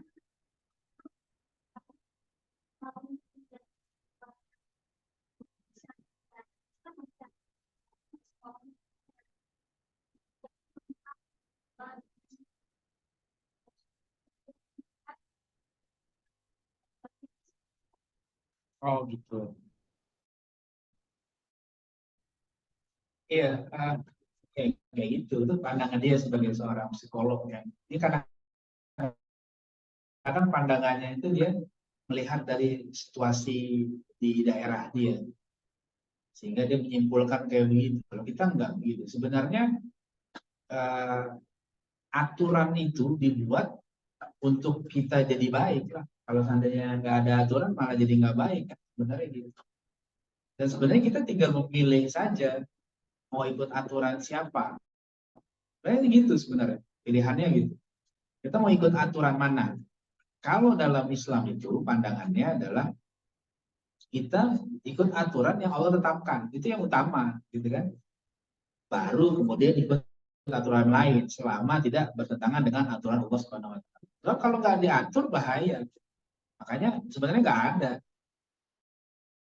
Itu konsep Islam tuh ketika dia apa namanya? Kalau kepada Allah, makanya Islam itu kan tunduk, ya, patuh dengan apa yang diatur Allah Subhanahu wa taala. Kalau seandainya kita, kalau dalam pandangan Islam itu ketika dia semakin patuh, dia nggak akan malah jadi stres, nggak jadi depresi. Yang depresi itu karena dia nggak jelas tujuan hidupnya, jadi kayak begitu depresi. Kalau buat kita nggak, justru semakin kita taat pada aturan, itu akan semakin kita bahagia, semakin apa namanya, semakin kita jadi lebih baik. Ya. Jadi kalau teori dia kayak gitu, itu mungkin cara pandang dia yang memang beda dari kita ya. Dia bukan orang Muslim dan dia melihat begitu. Padahal enggak juga. Apakah kalau tidak diatur dengan aturan dia akan bahagia? Enggak juga. Justru kadang-kadang orang tuh nggak diatur malah makin nggak bahagia. Coba deh gampangnya gini, misalnya di jalan raya aja deh, di jalan raya lampu merah dihilangin semua, ya kan? Coba orang kan mau duluan kan jalan tuh kan, yang dari kanan pengen ke sini yang ini. Kenapa? Karena mereka masing-masing punya kepentingan kan. Adanya lampu merah itu kan mengatur supaya kita nggak tabrakan, ya kan? Coba kalau seandainya nggak ada sama sekali aturan ini, bisa jadi depresi juga tuh dia. Saya mau lewat gimana nggak bisa nih. Mau masuk sini tiba-tiba dari sana muncul, gitu kan? Itu diatur. Jadi yang namanya hidup itu memang perlu aturan. Ya, pesawat yang mau terbang, ya. Kalau nggak diatur tabrakan itu, ya. Kita melihatnya di langit kan kosong ya. Coba kalau tadi dilihat di pakai map tuh, ada kan ya alatnya tuh untuk melihat betapa banyaknya lalu lintas di langit, di angkasa ada nggak?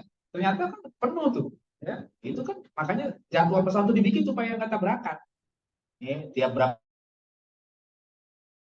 menit sekali terbang kan gitu. Coba kalau nggak, saya mau sekarang, yang lagi satu mau landing, satu pengen terbang, gimana juga?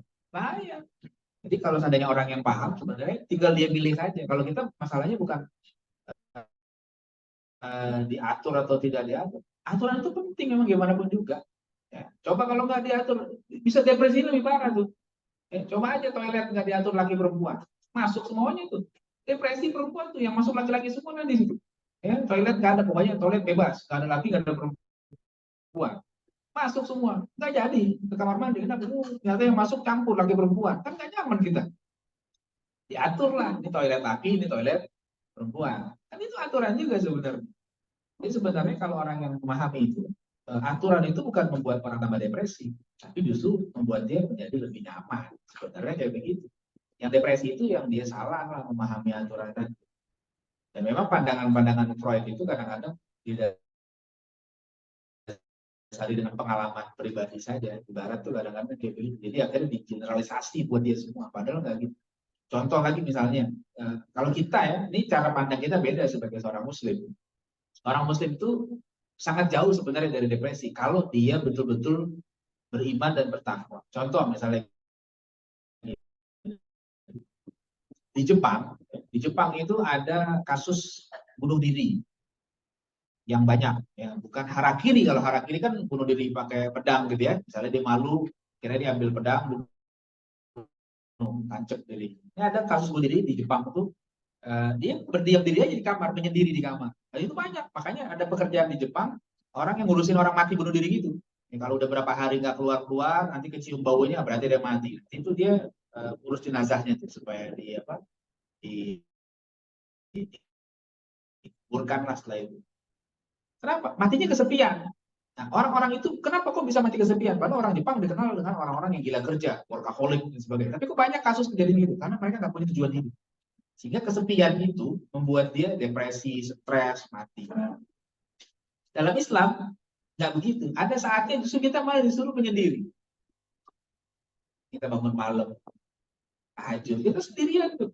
Ya, apakah kita depresi? Enggak, justru kita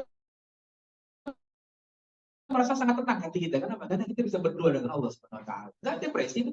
Ya. Ya, kita disuruh itikaf. Gitu kan? Kadang-kadang kita meskipun di situ ada banyak orang, tapi kadang-kadang kita sendiri.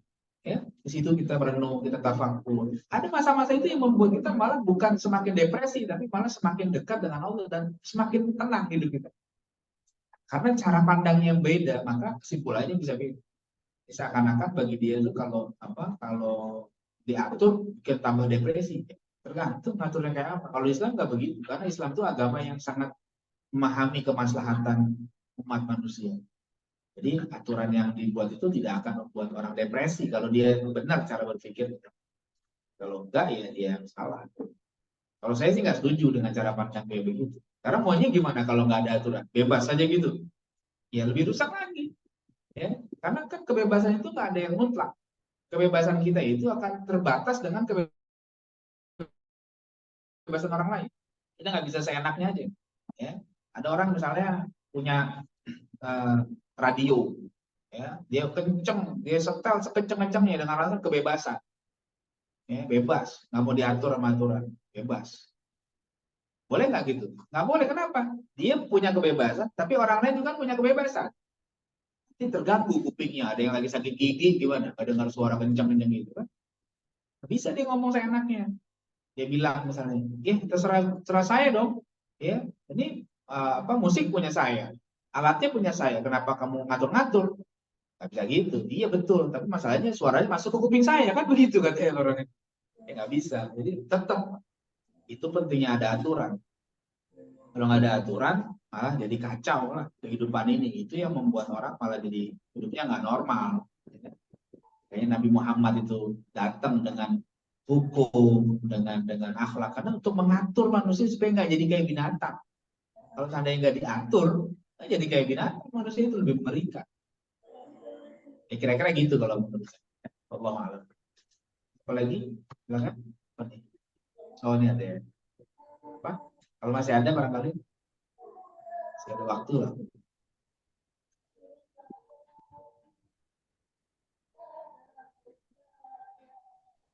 Oh,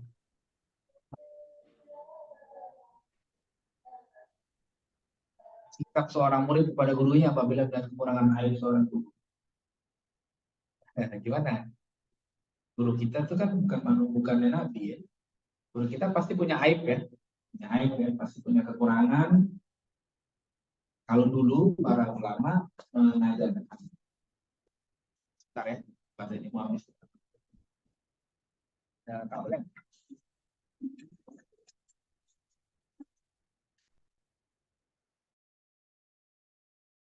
Boleh saya ucapkan? Ya apa? Manusia biasa, nggak akan ada yang sempurna, bukan nabi. Jadi kalau ada kekurangan, ada aib, selama itu bukan hal-hal yang bertentangan dengan syariat, ya kita tutuplah aibnya itu. Ya. Makanya dulu Imam Nawawi mengajarkan begini, para ulama salaf dulu kalau mau datang ngaji ke rumah gurunya dia selalu berdoa tuh. Allah mastur aiba muallimi anni wala tudhi barakata ilmihim minni. Jadi Ya Allah, tutup aib guruku dari pandangan mata.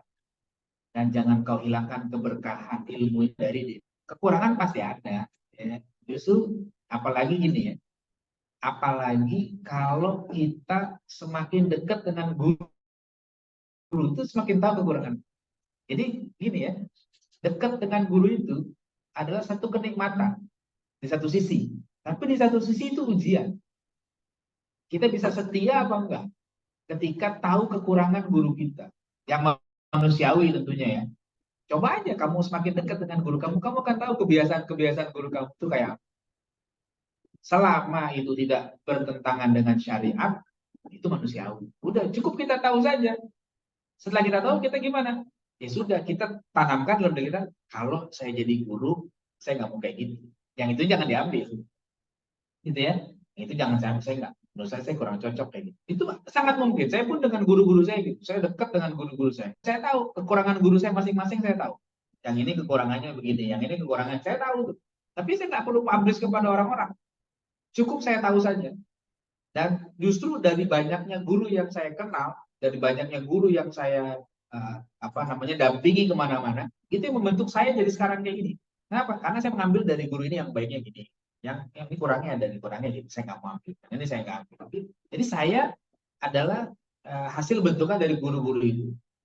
Ada kekurangan? Pasti ada, mungkin nggak ada. Ya. Tapi itulah adab kita kepada guru kita. Tapi kalau sudah sampai kepada hal-hal yang bertentangan dengan syariat, kita boleh tinggal. Ya, gurunya nggak sholat, jangan pakai belangko, kita husnuzon. Nggak begitu, nggak sholat ya. Ya, tapi ada sifat-sifat yang manusiawi mungkin ya. Guru kita yang mungkin ada emosi, gitu kan. Kadang-kadang guru kita marah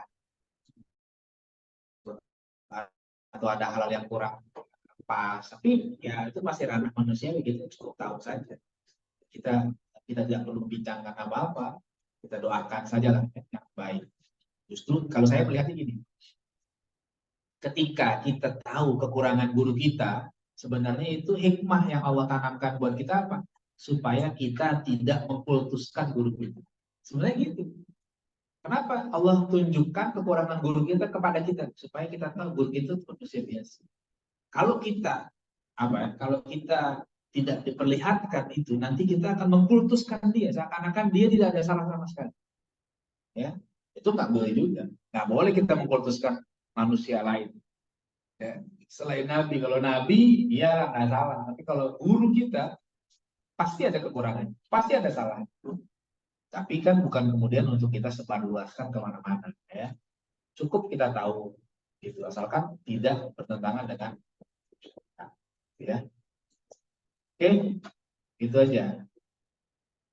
Itu juga pasti kalau dekat sama ustadz yang lain pasti tahu lah kurangannya udah begini deh gini, nggak paham. Saya juga gitu. Oke, ada lagi yang lain? Silakan, masih ada waktu 5 menit lagi barangkali. Ada? Silakan. Ada lagi yang mau tanya? Yang Ikhwan? Yang Ikhwannya malu-malu nih. Yang Ikhwannya pemalu. Lalu, oke, silakan. Satu lagi. Akhwat lagi. Boleh? Siapa namanya? Al-Hia. Dari mana? Bandung. Oke, silakan.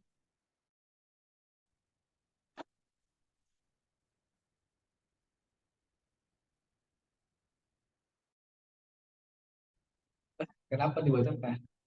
Aib gurunya dibocorkan. Aib guru yang lainnya kepada aib apa? Aib temannya. Oh gitu. Kalau ada kemaslahatan boleh disampaikan. Kalau ada kemaslahatan untuk orang banyak boleh, supaya gurunya segera menindak, jangan sampai masalahnya lebih besar.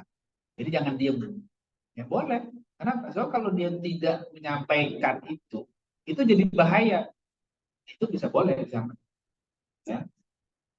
Dia dinasehati, tujuannya gitu boleh. Jadi kalau misalnya gini, ada bab yang dilarang dalam agama itu bab ghibah. Ghibah itu nggak boleh kan, haram hukumnya. Tapi ada ghibah yang bukan hanya boleh, tapi wajib. Ghibah wajibah.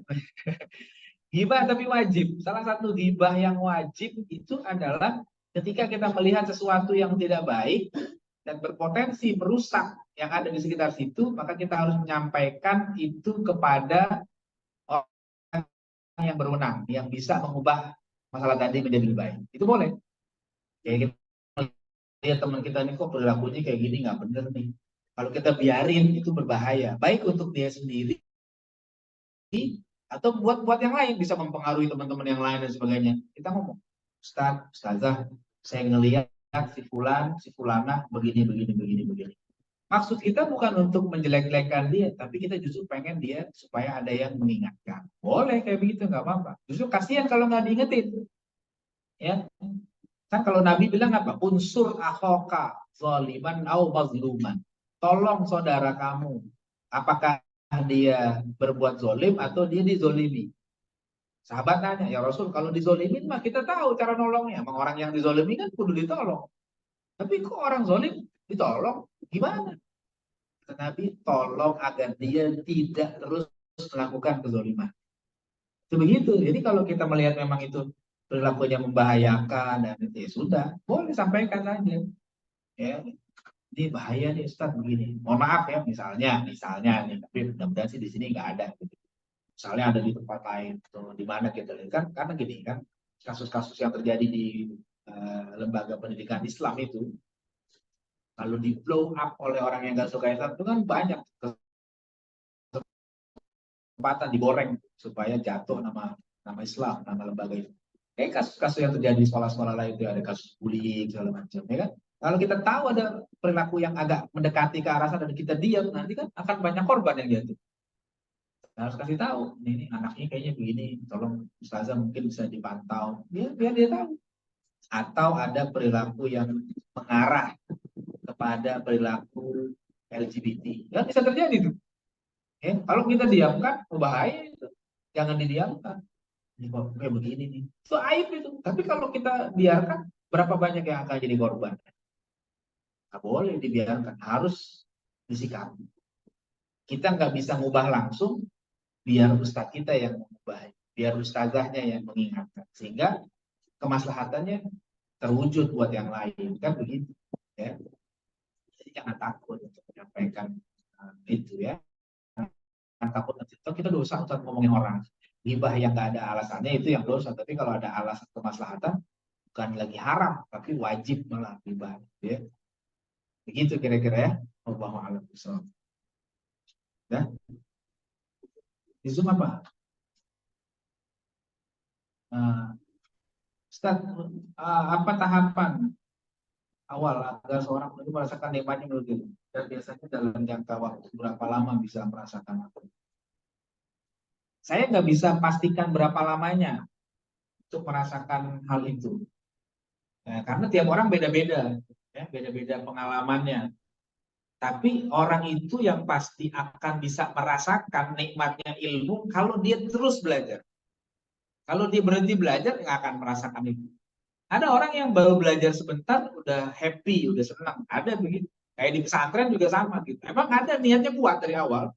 Maka ketika dia mondok, dari awal pun senang. Mondok datang senang, belajar senang, ya, ketemu teman-teman senang. Memang dia senang. Tapi ada yang dari awal niatnya belum kuat banget. Jadi pondok nangis, kan ada yang begitu kan? Ya di pondok nangis, ya butuh waktu untuk menenangkan diri dulu berapa bulan, ya belum nyaman. Nanti akhirnya setahun kelihatan dikit. Ya tergantung orangnya. Ya, jadi kalau orangnya memang sudah siap, sudah ikhlas, dia bisa lebih cepat merasakan nikmatnya menuntut ilmu. Tapi kalau ada yang masih belum ikhlas, nah, bisa lebih lama. Nah, bisa hilang kenikmatan itu ketika dia berhenti. Ya, memang untuk sampai dapat kenikmatan ilmu itu butuh proses, butuh waktu ya. Tapi kalau sudah dapat kenikmatan ilmu itu, udah rasanya nggak bisa digantikan dengan yang lain.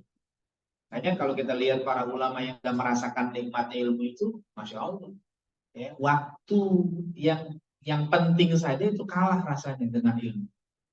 Ibnu Rushd itu semasa hidupnya ketika dia bertugas itu hanya cuti 2 hari dalam hidup. Satu ketika dia menikah dan satu ketika orang tuanya wafat. Itu saja. Sisanya dia nggak cuti. Kita coba banyak cutinya ya kan. Liburan aja berapa bulan? Liburan Idul Fitri berapa bulan? Sebulan ada nggak liburan Idul Fitri? Nggak ada. Ya, libur tapi kan masih kan. Coba kalau seandainya orang yang udah merasakan nikmat ilmu, dia nggak mau pulang. Maunya tetap sama gurunya. Mau nggak? Nanti kalau mau saya bilangnya sama Ustaz Fihri. Jadi nggak usah ada berpulangan. Nah, ya. Di Banten tuh ada kiai dulu. Di Banten, Kiai Dimyati dulu almarhum, sekarang udah. Itu di sana, pesantren itu, liburnya hanya hari Lebaran saja. Idul Fitri saja. Besoknya udah ngaji. Begitu. Jadi nggak ada libur lama-lama. Dia libur hanya menghargai santrinya saja. Udah. Hari Lebaran libur. Tapi besoknya langsung ngaji lagi. Itu orang-orang yang udah dapat nikmatnya ilmu itu luar biasa. Tetap nggak mau pulang ngaji ya. Teman-temannya pada pulang, teman-temannya pada jalan-jalan kan dia ngaji. Kalau udah sampai kerasa, tapi masalahnya berapa lama? Saya nggak bisa pastikan karena beda-beda orang. Ada yang cepat, ada yang lama, tergantung keseriusan dia juga. Nanti Allah akan berikan rasa nikmat itu hadir pada dia. Ini kalau udah dapat nikmatnya memang luar biasa. Ya. Beli buku itu lebih nikmat daripada beli makanan kayak begini kalau dapat nikmatnya ilmu. Orang yang belum sampai nikmat ilmu, dia lebih senang beli makanan. Ya, beli makanan yang enak-enak daripada beli buku. Ya. Tapi kalau orang yang udah sampai nikmat ilmu, beli buku mahal, dia nggak sayang. Kenapa? Karena dia menikmati betul. Ya. Saya beli buku misalnya harganya jutaan, saya nikmati. Meskipun mahal. Tapi kenapa? Karena yang saya dapat dari buku itu juga besar nilai. Ya. Saya punya kitab, koleksi kitab di rumah, ya harganya jutaan. Ya. Satu kitab berapa puluh jilid saya beli, itu mahal. Kalau dipikir-pikir sayang banget. Enggak. Karena nikmatnya banyak di situ. Dibandingkan makanan. Ini nikmat juga makanan ini, tapi nikmatnya kan sebentar aja. Tapi kalau kitab itu bisa dapat banyak. Ya. Seperti itu. Ya. Kalau udah dapat nikmatnya ilmu, kita susah menceritakan. Saya waktu nikah nih, ya, waktu nikah dulu. Nikah saya kan hari Jumat. Ya, nikah saya hari Jumat, resepsinya hari Sabtu. Itu malam Jumatnya saya masih ngaji tuh. Sama guru saya. Sampai teman-teman yang itu bilang, loh, ente masih ngaji? Iya ngaji, kan nikahnya besok. Siang, nikahnya pada sholat Jumat. Jadi malam Jumatnya saya masih ngaji. Nah, terus habis nikah hari Jumat siang, malam Sabtunya saya masih ngaji lagi. Sampai teman-teman, loh, ngaji itu, ngaji. Bahkan resepsinya besok. Resepsinya Sabtu. Jadi saya kenapa malam Sabtu yang ngaji ya biasa. Nggak libur saya itu waktu akan nikah. Liburnya ketika saya resepsi aja. Kalau saya nggak ada juga ngaji juga, orang pandangannya masih apa kan bingung nanti. Tapi begitu, saya rasakan nikmatnya. Aneh, tapi menurut saya sih nggak aneh. Waktu saya ngaji di masjid, nenek saya meninggal. Nenek saya meninggal. Terus paman saya datang ke masjid nyamperin saya. Ngabarin saya lagi ngaji sama guru saya di masjid. Paman saya bisikin saya, bilang, ya, nenek meninggal. Terus saya tanya aja ke paman saya, udah meninggal belum? Udah. Oh ya udah kalau udah meninggal, ntar aja saya pulang, saya lagi ngaji. Bukan saya nggak sopan, karena bukan. Kalau saya pulang nenek saya nggak hidup lagi kan? Kira-kira kalau saya pulang nenek saya hidup lagi nggak? Enggak kan ya sudah. Terus ngapain? Saya selesai ngaji saya dulu. Kan udah meninggal. Kecuali masih belum meninggal, saya masih bisa talqin kan dia. Masih bisa lah ketemu saya baca talqin di kuping kanannya gitu kan. Tapi udah meninggal. Terus saya ke sana ngapain? Ngeliatin. Sebenarnya saya lagi ngaji. Bentar saya ngaji dulu. Terus selesai ngaji saya pulang dulu. Oh ya udah paman saya pulang. Apa itu aneh? Itu nggak aneh. Dalam tradisi ilmu itu kalau kita baca sejarah ulama itu nggak aneh karena dari situ karena kita sedang dalam kondisi menikmati ilmu itu. Bukan berarti kita nggak ingat sama jasa orang tua kita, enggak, bukan. Orang tua kita udah meninggal, kita pulang pun nggak hidup lagi. Kalau dia pulang hidup lagi, saya pulang saat itu. Ya, salahnya begitu. Ya, itu kira-kira memang. Jadi kalau ditanya waktu, saya nggak bisa pastikan pastinya berapa, tergantung orangnya lagi ya, keseriusannya beda-beda, kesungguhannya. Nah, semakin dia sungguh-sungguh, semakin dia ikhlas, dia akan semakin cepat merasakan nikmatnya ilmu. Nah, itu kalau udah dapet, udah nggak bisa dibayangkan deh nikmatnya dibandingkan dengan yang lain. Ya, Allahu a'lam. Nah, itu ya. Apa? Ada lagi? Ya oke lah. Satu lagi deh. Silakan.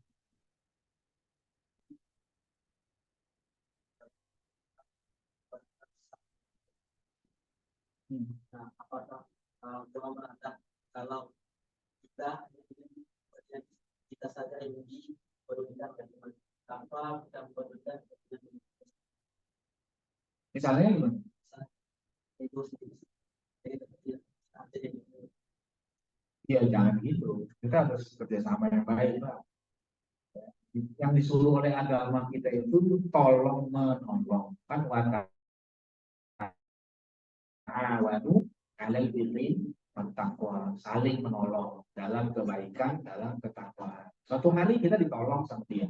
Nanti giliran dia susah, kita tolong. Jangan kalau kita doang. Giliran dia susah, kita nggak mau. Jangan kayak gitu.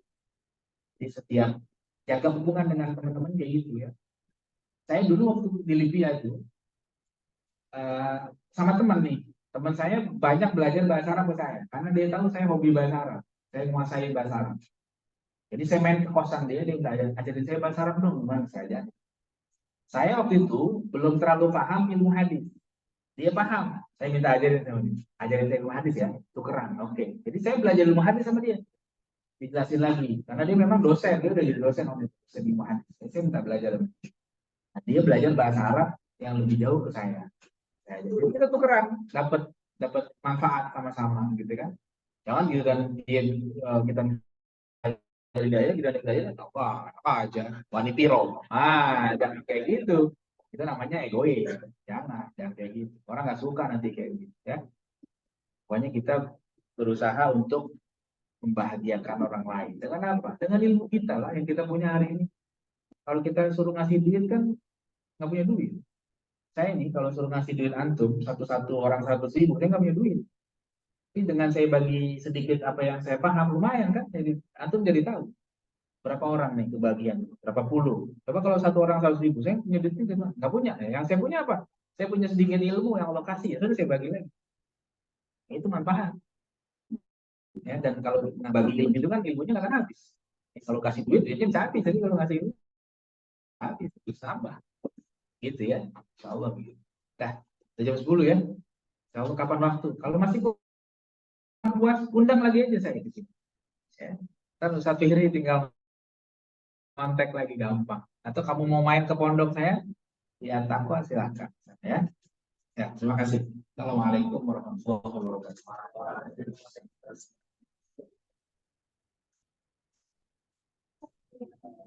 Oh ya, oh iya. Baik, kalau tidak ada lagi yang ditanyakan, karena kan sudah menunjukkan pukul 10 lewat, kita cukupkan sampai di sini saja.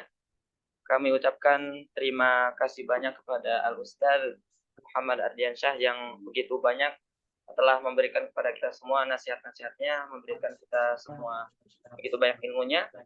Semoga kita bisa mengamalkan sedikit demi sedikit dari apa yang telah beliau sampaikan. Amin ya rabbal alamin.